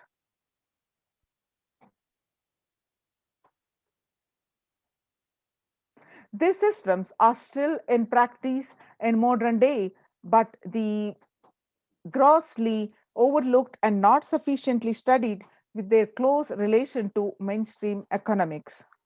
The World Health Organization and the GS, GISAID provided early aspects to data regarding the virus. This is an example of an open knowledge based economic policy where the critical data about the virus was not monetized. Similarly, South Korea helped the USA access mass and testing kits. And there was a hope that this would lead to a reciprocal arrangement in terms of vaccines, which is like a barter based model allowed in food and healthcare.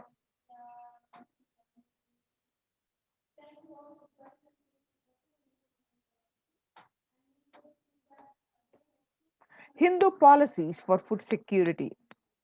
A highly effective concept for ensuring food security in ancient Hindu nations was that of food grain banks. These were prevalent until the 18th century. The elderly in villages would start food grain banks with a seed capital of grains collected by the fundraising. If any person met with a crisis such as a crop failure, the food grain bank would lend him grains in exchange for an interest. Compound interest was prohibited in grain banks, which the debtor was expected to return with the principal grain amount during the next harvest. The bank would expand its reserves of food grains based on the interest earned and donations. At the time of severe crisis as a famine, the entire village would be able to withdraw these grains and if required, all such grains loans would be written off on humanitarian grounds. In Hindu temples, food is shared for free as a priority. This was the case in both ancient times and in the modern times. For 27 years, every month, the Hindu ASMT community has served more than 3 million free organic meals in religious gatherings to everyone without discrimination and has served for over 1 billion free meals in total. Such private and public efforts are crucial to ease the threats of starvation, which is estimated to hit a billion people worldwide.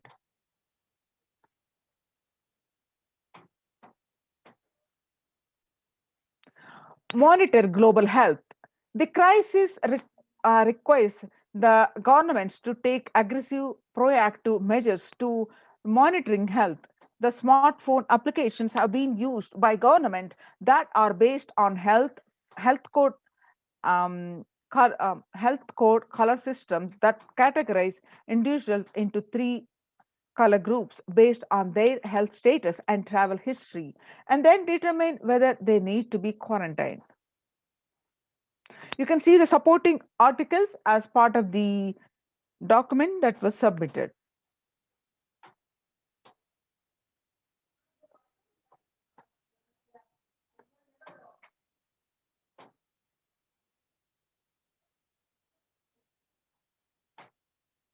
The, uh,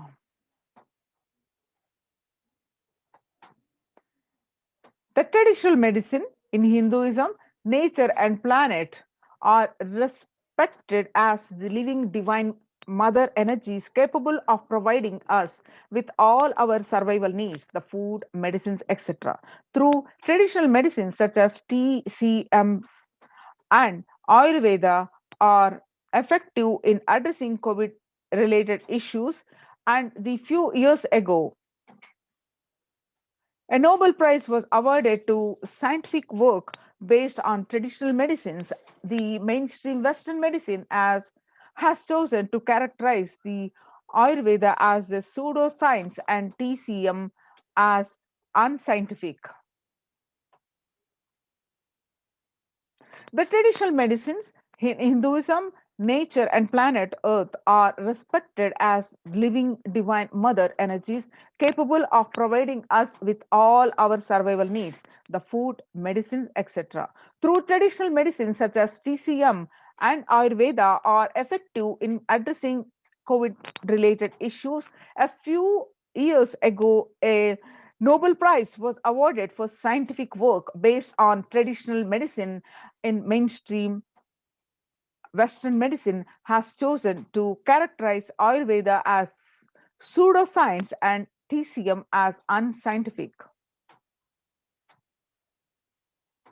Such demeaning of traditional medicine systems have led nations to consider taking defensive unilateral decisions to protect with their interest. The outright rejection of traditional medicine is not wise, and such policies should be revisited, especially as these medicinal systems are time tested and have kept people healthy for several generations.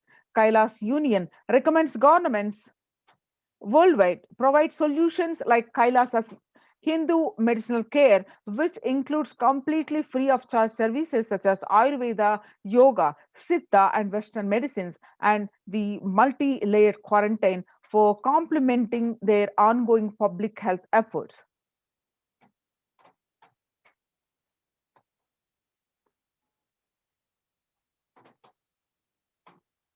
You can see some of these articles here, the supporting articles.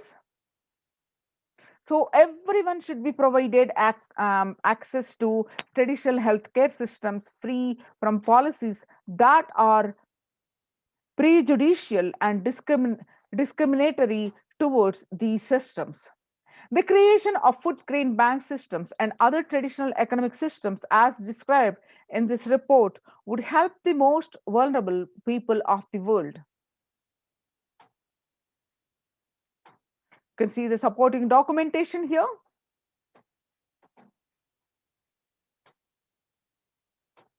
So join now and protection in these production centers. Register now through the link below https://kailasa.org/kailasa care. We'll be right back with you after a short break.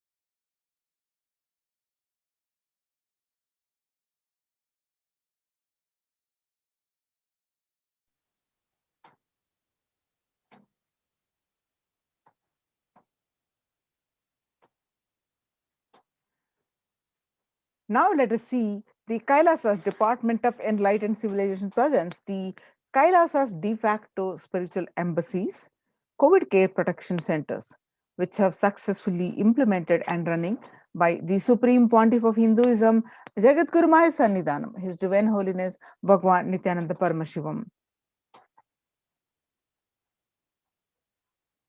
Let us see some more statistics. Across the world, the younger adults are more likely to report symptoms of anxiety and or depressive disorder during the COVID-19 pandemic. The young adults who are ages at 18 to 24 are at the most affected of these anxiety and depressive disorder, which is 56.2%, and the ages 25 to 49, 48.9, and ages 50 to 64 of 39.1%, and ages 65 about 29.3%.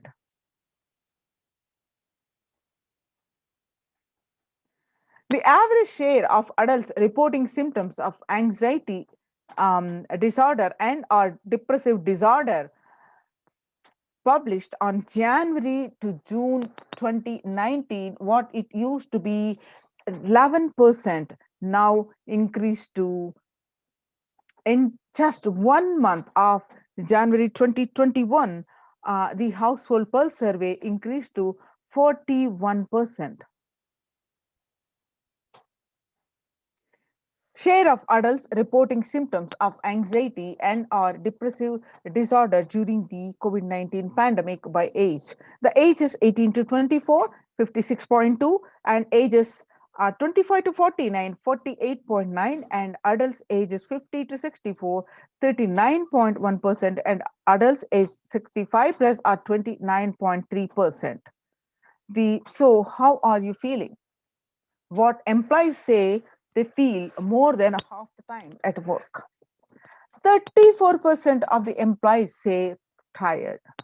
34% say they are stressed, burnt out. 27% say they are burnt out.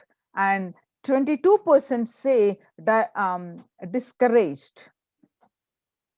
And 19% say they distracted. And 17% say they are depressed. So COVID-19 is a significant stressor for most Americans. Nearly 8 in 10 say the coronavirus pandemic is a significant source of stress in their life. Nearly 7 in 10, that is 67%, say they have experienced increased stress over the course of the pandemic. 1 in 4 essential workers, that is 25%, diagnosed with the mental health disorder since the start of pandemic. The COVID-19 could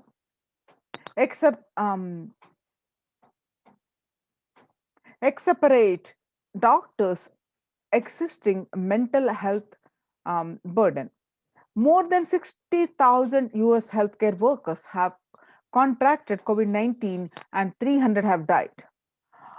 Of the healthcare workers who treated patients during China's COVID-19 outbreak, 50% showed signs of depression and 45% showed signs of anxiety, according to preliminary research.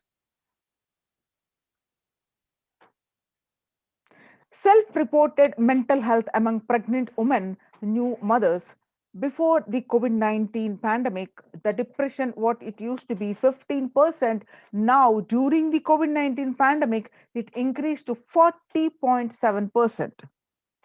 And the anxiety, what it used to be before COVID-19 pandemic, 29%, now during the COVID-19 pandemic, it increased to 72%.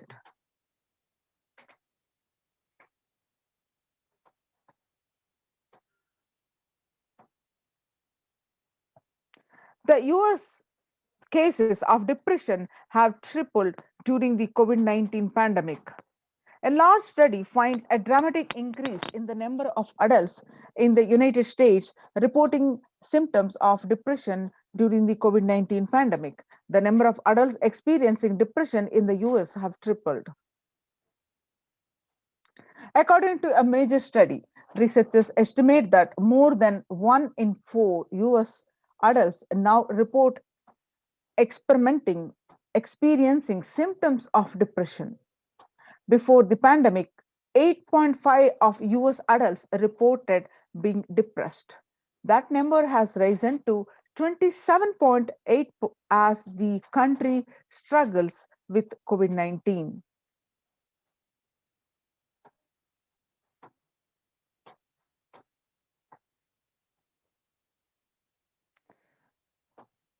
US cases of depression, the burnt out, the COVID-19's impact on mental health, the young workers hit the hardest. Ages 22 to 25 reports 89%, literally practically everyone. Ages 26 to 37, 83%, and ages 38 to 54, about 73%, and ages 55 to 74, about 62%. Now let us see the Kailasas, the contributions from the Kailasa Department of Human Services with the blessings of the Supreme Pontiff of Hinduism. Kailasa Department of Religion and Worship, the Department of Human Services, and each of the Kailasa's temple ecosystems consider the right of happiness to be the highest fundamental right of all humans, in fact, all beings. The ultimate goal for Hinduism and Kailasa, led by the Supreme Pontiff of Hinduism, Jagadguru Mahasannidhanam, His Divine Holiness the Bhagwan Nithyananda Paramashivam, is the material and spiritual well-being and prosperity of humanity. Kailasa is a place where the everything related to superconsciousness is revived. All the sampradayas, all the spiritual ecosystems created for enlightenment will be revived and established in such a way it never gets lost again. Therefore, they are there forever serving the humanity. Let us see some of the glimpses how the Supreme Pontiff of Hinduism revived the temple ecosystems across the globe. So let us see some of these glimpses from the Adi Kailasa Sarvajna Peetham. The pictures that you're seeing are taken on 21st October 2006, following a meditation under the sacred banyan tree. They are the Kailasa, the peacekeepers of Kailasa, along with the children of the Nithyananda Gurukul, celebrate the auspicious occasion of the Deepavali. The peacekeepers of Kailasa and participants of the Paramashivoham meditation workshop take part in the celebrations of a traditional flag hoisting ceremony, which is the picture is taken on at the Adi Kailasa, Bidadi, Bangalore, on 22nd November 2018. You're seeing the pictures on where you find the Supreme Pontiff of Hinduism conducting the Nithyananda Spurana Convention, which is also called the Libraries Program Level 2, a meditation workshop, Chennai, India, where you find so many thousands are attending this program. The pictures that you're seeing are from where the Supreme Pontiff of Hinduism conducting the Nithyananda Spurana Convention Libraries Program Level 2 at the St. Peter's Engineering College, Chennai, India. The picture is taken on 17th December 2016, where you find the Supreme Pontiff of Hinduism himself conducting the program, and thousands of devotees are watching this.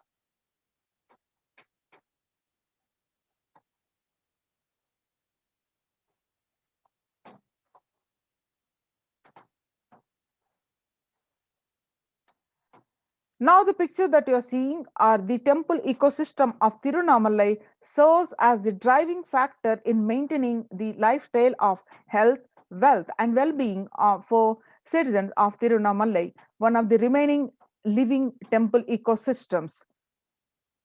With this picture are taken on 20th December 2011.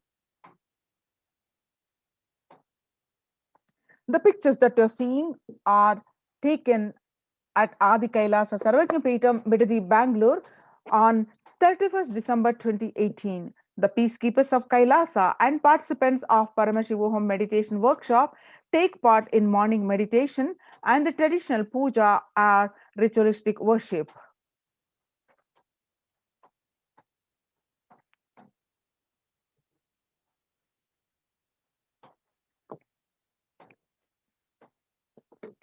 The pictures that you're seeing are again from Adi Kailasa Sarvajnapeetam.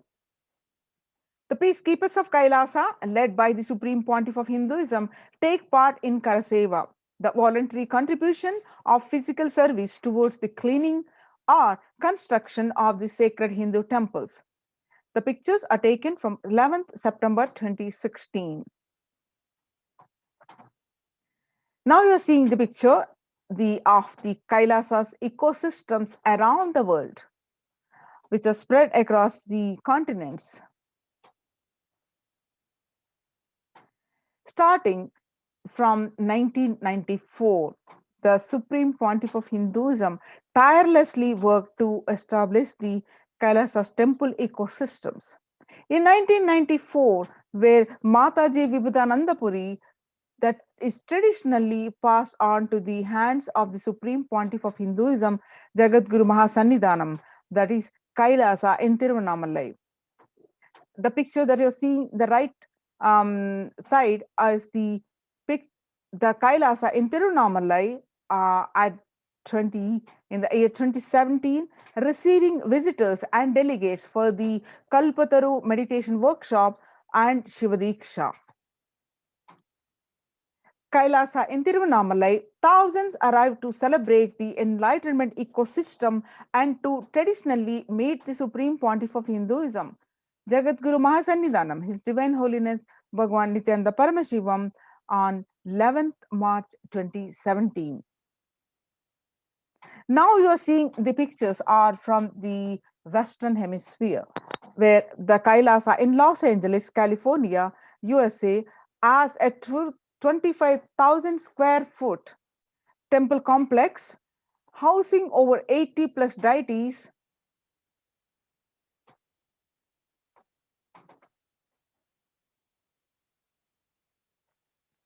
It is one of the largest Hindu temple ecosystems of the West.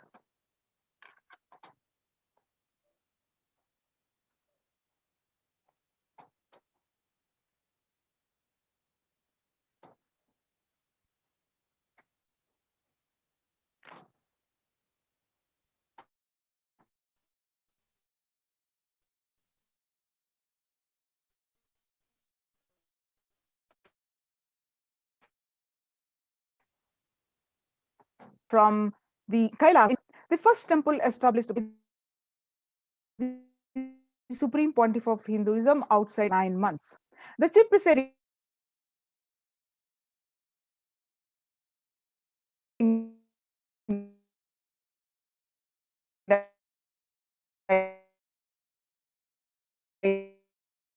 deities of the temple are Nithyanandeshwara, Supreme Pontiff of Hinduism.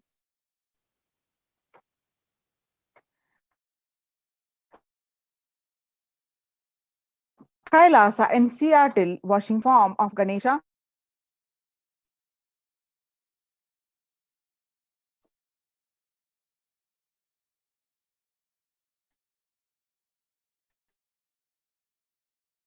and the largest living. Now you're seeing the pictures are from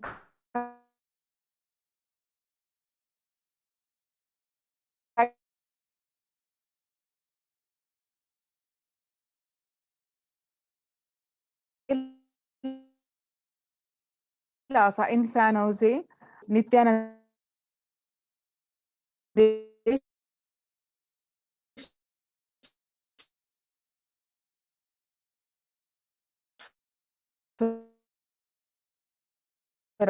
Paramashiva actors are from Kailasa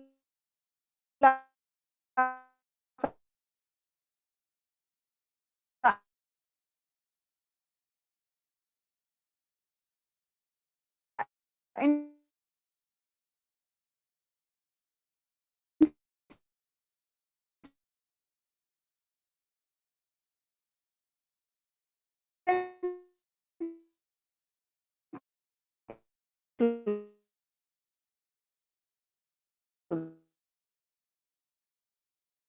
Sorry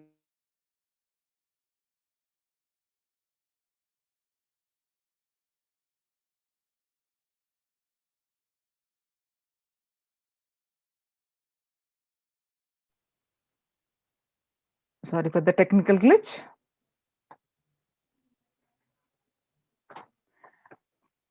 The Kailasa in Phoenix, Arizona, home to over 21 deities and with the temple structure of 2,500 square feet, Kailasa in Phoenix has been directly established by the Supreme Pontiff of Hinduism, Bhagwan Nithyananda Paramashivam, serving as an energy field of worship, meditation, and celebration for over 7 years. The Kailasa in Houston, Texas, they formally inaugurated in 2017. The Supreme Pontiff of Hinduism has declared Kailasa in Houston as the Parihara Sthala for all the Navagraha doshas. Kailasa in Toronto, Canada, inaugurated on July 2011. Kailasa in Toronto is the only Hindu temple in the West with all the 63 Naimanas and the 18 Siddhas residing as deities. The temple deities here are seated in exactly as they existentially preside in Kailasa around the Paramashiva, the primordial deity of Hinduism. Some more pictures are from Kailasa in Toronto, Canada. Active and alive. From 2011 onwards, Kailasa in Toronto has been blessed to radiate the super consciousness energy of Kailasa. This temple ecosystem goes on providing various temple services to the community, such as Annadan and traditional Hindu ceremonies.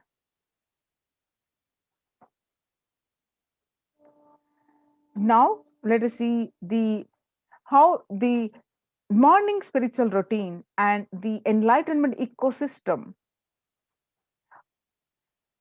with these blessings of the Supreme Pontiff of Hinduism, how these are successfully implemented in these de facto ecosystems of Kailasa, and the participants are getting the shifts after practicing these morning spiritual routine and various other practices, the shift in their physical, mental, and overall well-being.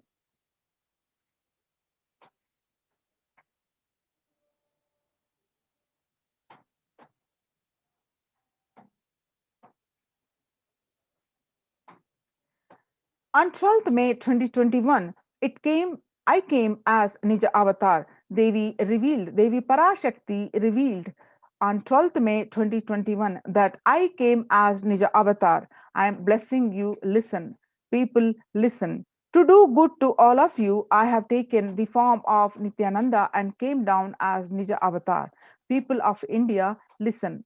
Carefully listen. Time after time, Bharatam is Jnana Bhumi, where enlightened being comes. We cannot make Jnana Bhumi as infertile. Enlightened beings have to come. They have to live and it has to flower. Few hypocrites, because they are stuck in delusion, we cannot sacrifice the world. Cosmos cannot be destroyed. The ship I did to save Cosmos from being destroyed, that is called Adi Kailasa. The ship I did to protect beings from Pralaya is Adi Kailasa. Because of conspiracy of Drohis and enemies' rule, the captain has to leave the ship. Before 12 years, knowing the great deluge that is going to happen, all Aushadas by this Guru Purnima, that Jnana Rasavadam, Navapashana is going to flower. Allow people to come and take dip in Navapashana flower. People, whoever comes and dip in Vaidyasarovar, they will not have death, they will not have corona. Crores and crores of people will come in line. Every day they will take a dip and in Ananda Lingam. On 13th May 2021, Devi continued to reveal that listen well to my words. For India, I made ship as protection. The Nityananda Navapashana Lingam in Vaidyasarovar. Go to Adi Kailasa, O Indians, listen. All those regretting losing Nityananda Nija Avatara without confusion and without talking, just as lip service go to Adi Kailasa. When the first world countries closed their borders during a massive global emergency, Kailasa has opened its door to all without exception. And the breaking news and greatest news is these systems, the Kailasas ecosystems, which are successful in implementing the COVID care protection, are now recognized by the United Nations.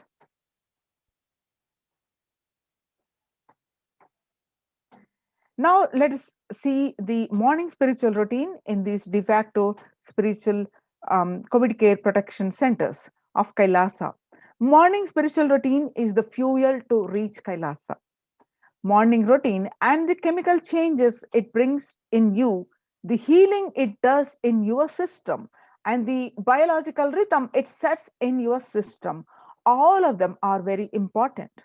It is an important fuel for you to experience the multiple dimensions of the universe. Spiritual routine and integrity to spiritual routine initiations are completely private, personal between you and me. Members of Kailasa's protective, preventive, multi layered quarantine initiative take part every day in the morning spiritual routine here in Adi Kailasa Sarvajna Peetham. The morning spiritual routine consists of the Nithyananda Yoga, Panchakriya, Nitya Prataksha Paduka Puja, the Kashayams, which is herbal drinks, and the Nitya Satsangh. Tune your morning spiritual routine, tune your biological clock to the spiritual practices because the chemistry you enjoy inside matters. That decides the kind of plane of the universe, the dimension of the universe you are going to experience. Kailasa or Patala. The Kailasa is the place, the highest abode where Paramashiva resides. And Patala is where the lowest dimension where the demons live. And Swarga or Naraka. Swarga is the heaven and Naraka is the hell. Morning spiritual routine is the direct path to Kailasa. The Supreme Pontiff of Hinduism says, person who is in love will wait to spend time with the beloved. If you are a seeker, you will be waiting for this 5 hours every day because that is the time you get near what you are seeking. A person who is in love will be waiting to spend time with the beloved. A person who is seeking will be waiting to spend this 4 hours because this is the time you get closest to what you are seeking. Your seeking takes shape into the system when your beloved comes near you. If you are tired, the love is gone and dead. During the morning 4 hours, if you are bored, your seeking is dead, gone, and you need to thorough overhauling inside you. You need to ask yourself, you need to question many of your answers. You need to bring pure questioning back to your life. The morning yoga, when you do the yoga, you experience your entire body becoming Amrita Sharira. That means the body filled with the nectar. It becomes an ecstatic body just by the air without any external touch. The Panchakriya, the Panchakriya involves 5 powerful processes to remove toxins and impurities from the system. Just like how we take a shower every day to clean the external parts of our body, Panchakriya is a powerful cleansing process which cleanses the internal organs of our body, keeping it cool. The techniques not only cleanse our body, just bring peace and balance to our mind and lightness and bliss to our being. The morning puja, you experience the space of bhakti, the devotion, the space of surrender that occurs to you from this devotion moves you from the I, which is so heavy, to God or Guru. This surrender allows us to drop all the unnecessary baggage from the head. One of the beautiful pujas in Hinduism is Rudrabhishekam. In Rudrabhishekam, We offer the sacred bath to Shivalinga while chanting the powerful mantras. The Shivalinga is a deity which beautifully represents the divine. It is from its form indicates how God is beyond form and formless.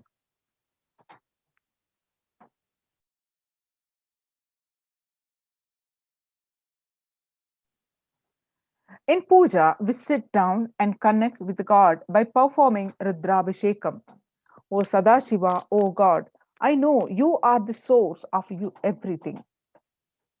You are everything, and you are in this Shivalinga, and you are in this body.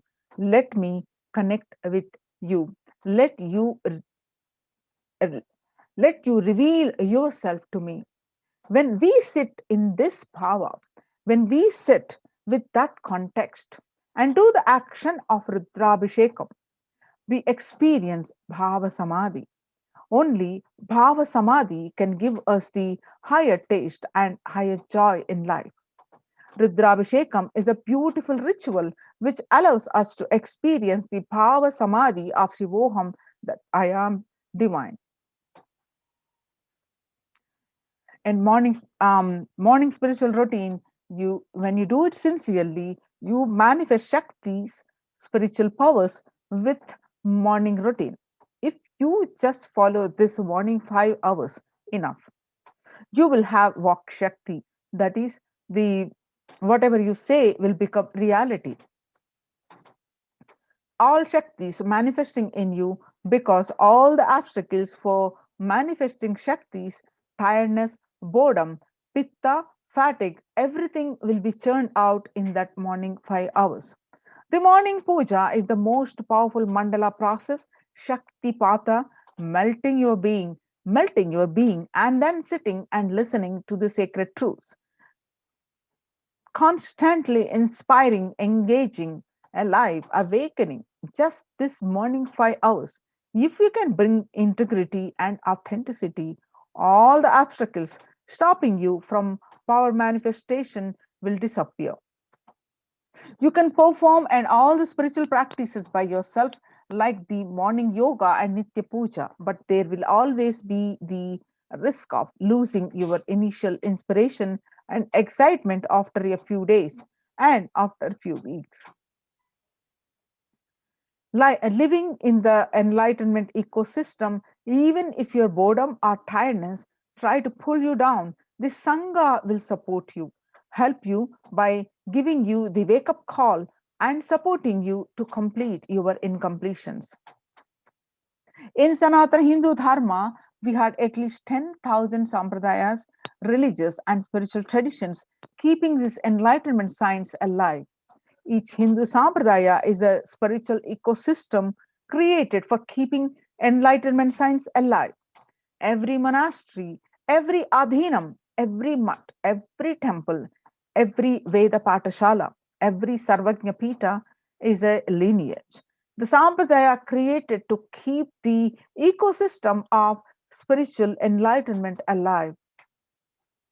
Some may be Shakta, some may be Yoga, some may be Vedanta, some may be Tantra, some may be Shakta Vedanta, some may be Shaiva Tantra, some may be Yoga Vedanta, some may be Yoga Shaiva, some may be Vaidika Shaiva, and all kinds of permutation and combination. Each temple, each mutt, each monastery, each adhinam, each Veda Patashala, each Sannyasa Sampradaya is the spiritual ecosystems created to keep the enlightenment science alive of that Sampradaya. Join now these COVID care protection centers and save your life. Register now through the link below, https colon forward slash kailasa.org, KAILAASA, kailasa.org / Kailasa care, KAILASA care, CARE, Kailasa care. So we will continue the next part of the segment and after a short break.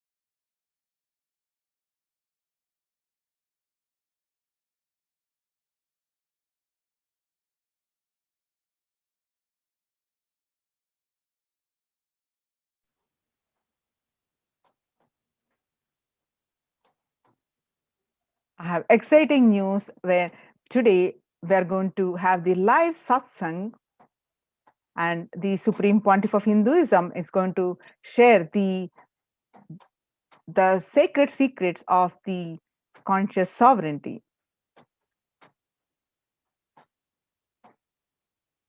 Welcome back to the next part of this segment.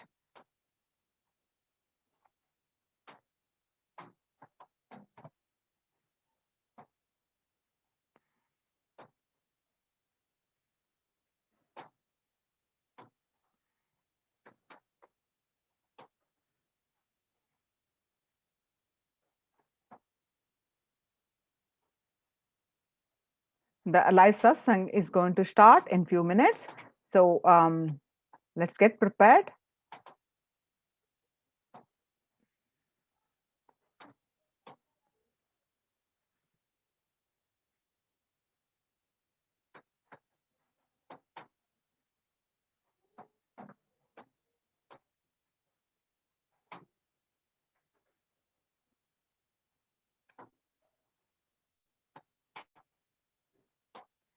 I'm going to project the yes.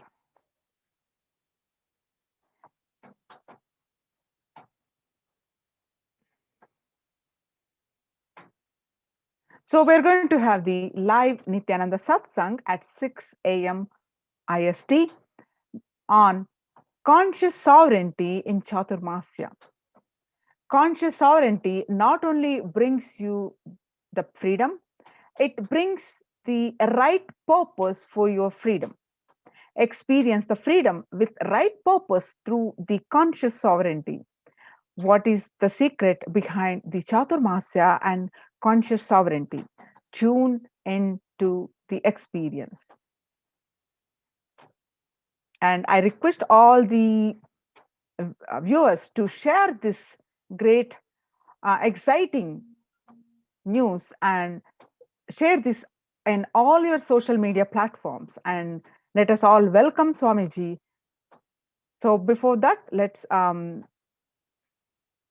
we'll continue with our Adi Kailasa step and Kailasa's de facto spiritual embassies that are contributing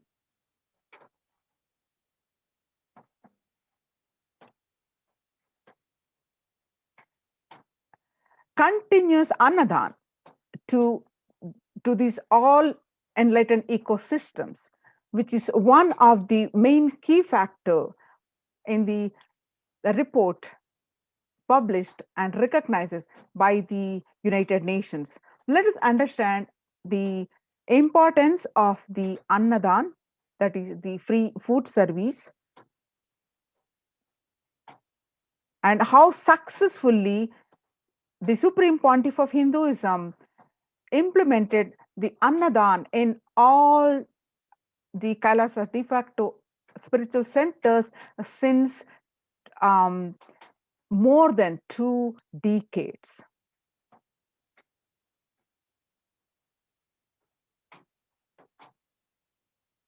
And which is the need of the hour in this global emergency pandemic.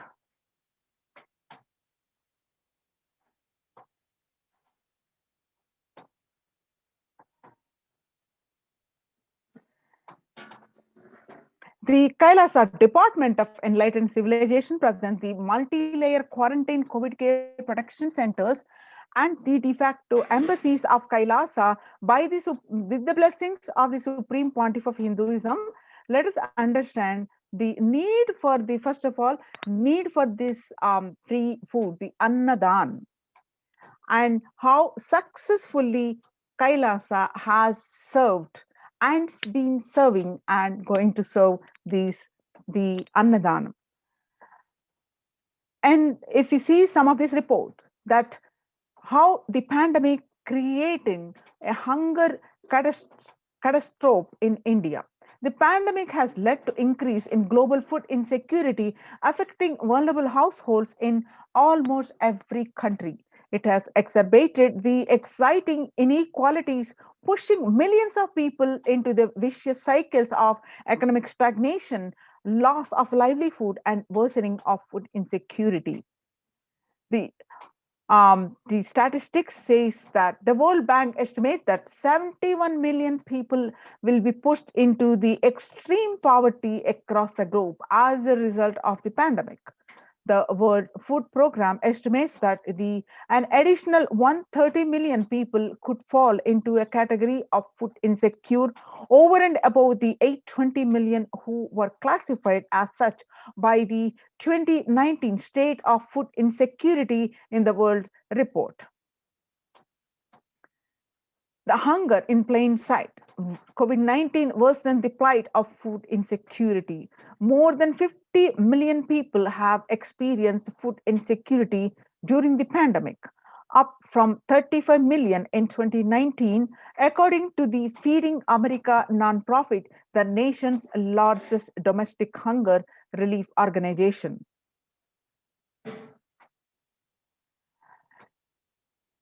The child malnutrition and hunger skyrocket in Haiti as COVID-19 infections spike.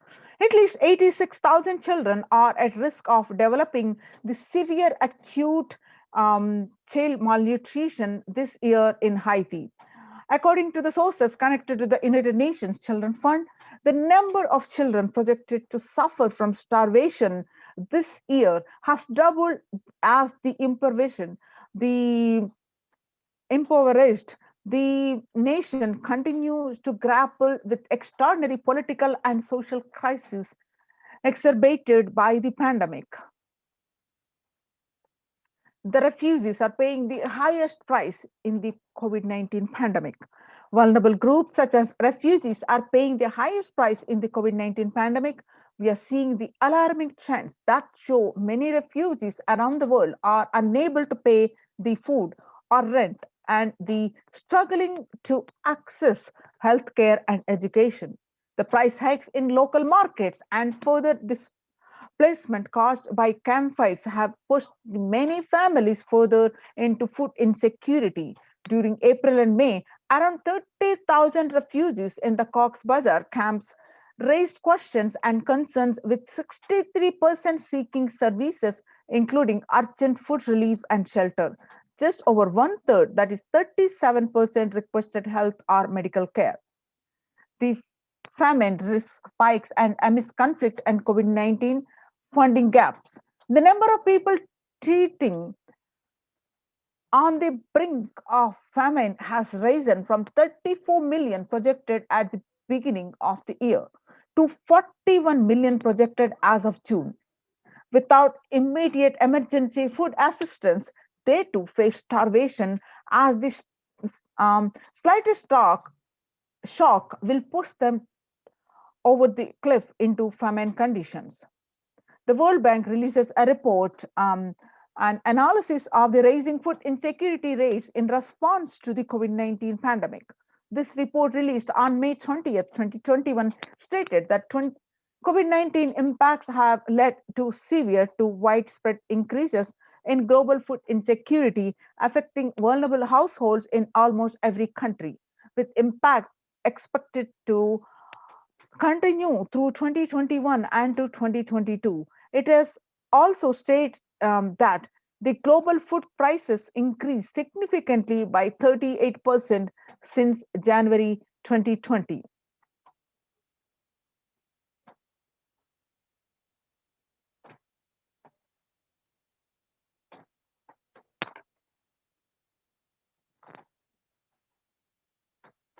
World Economic Forum, 155 million people are caught up in food crisis of varying severity. About 133,000 people in Burkina Faso, South Sudan, and Yemen are most at risk. 10 countries account for two-thirds of these facing acute hunger. The resilience of agri-food systems are being eroded by conflict, insecurity, and environmental trends. Now, the Kailasas, de facto spiritual embassies, have successfully implemented the free food, the Annadan, to one and all, to over millions of people. And we'll see some of these glimpses now. And the Supreme Pontiff has shared countless number of times on the importance of food. You become what you eat. He has given the powerful cognitions and the sacred knowledge from the scriptures during the satsangs. And Kailasa has successfully implemented these annalayas, established these annalayas, which serves the free, organic, vegetarian, sattvic meal for all, eliminating the hunger. The developmental, economic, social, and medical impacts of malnutrition and famine have a critical impact on the individual, familial, and community, national, ultimately on the global level. With the ongoing COVID-19 pandemic triggering an alarming spike in food insecurity, the United Nations have given warnings of famines of biblical proportions. In 2020 alone, 690 million people were estimated to be pushed into food insecurity. The access and availability to organic food has become of utmost importance. Through the Kailasa Department of Agriculture at the Supreme Pontiff of Hinduism, Jagadguru Mahasannidhanam, His Divine Holiness Bhagwan Nithyananda Paramashivam, has committed to the distribution of free organic food to everyone, not just since the beginning of his public life, but from his very upbringing itself. Now, Kailasas Annalayas across the globe, the food bank established all across the globe, distributes these and serves free vegetarian organic food for people of all caste, creed, religion, race, gender, and social standing. And you see the glimpses of the Kailasa's services, the food free Annadan distributions, and Supreme Pontiff of Hinduism himself serving the food. He said, I am not giving you any fantasy that it is already become a reality, that we will revive the food supply system of Kailasa. Before you get hungry, food will be ready. Continuous Annadan. You see, find the glimpses of the Supreme Pontiff of Hinduism serving the free organic sattvic meals, the Annadan, way back from 2002. And you see, while he was recovering from the massive, the fractured hand, the Supreme Pontiff of Hinduism still continued to serve the Annadan. And see the Pondicherry Thane flood relief, where the Supreme Pontiff of Hinduism serving, and the glimpse of the Kailasas Annalaya's inauguration in Tiruvannamalai, which serves the free meals for thousands of people, and various meditation workshops, where the Supreme Pontiff of Hinduism serving the free sattvic meals. And see more and more glimpses of these free annadans. I can see the various glimpses. Now, the proof of necessity of Annadan, the Bengal famine. In 1943 to 1944, in the man-made famine of Bengal, as per existing records, 3+ million were murdered. The Prime Minister of the world's biggest empire, controlling 1/3 of the mankind, claimed they could not do anything about the people dying of hunger because Hindus bred like rabbits and the famine was their fault. On the other hand, in Ujjain Kumbh Mela in 2016, the peacekeepers of Kailasa served organic food to over 3+ million people. The peacekeepers of Kailasa, under the leadership of the Supreme Pontiff of Hinduism, Bhagwan Nithyananda Paramashivam, served more than 1 billion free meals in that Ujjain Kumbh Mela. Not only that, past 26 years, They are determined to end hunger and poverty in all its forms. Kailasa, with the 200 peacekeepers at any given time, can deliver what even one of the biggest countries could not deliver. The Kailasa delivered. Kailasa is not driven by war, fear, or greed. It is an enlightenment based nation driven by selfless service.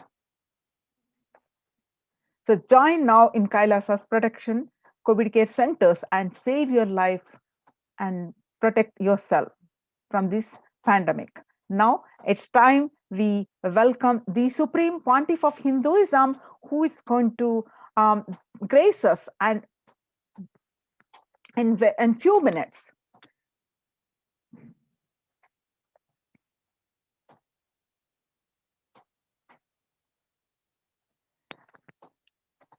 The Supreme Pontiff of Hinduism is going to grace us and bless us with the live satsang. He's going to speak on conscious sovereignty, the Chaturmasya. The conscious sovereignty not only brings you the freedom, it brings the right purpose for your freedom, the experience the freedom with right purpose through the conscious sovereignty. What is the secret behind Chaturmasya and conscious sovereignty? Tune into that experience and let us now prepare. Please sit straight. It's time we welcome and prepare ourselves. Please sit straight.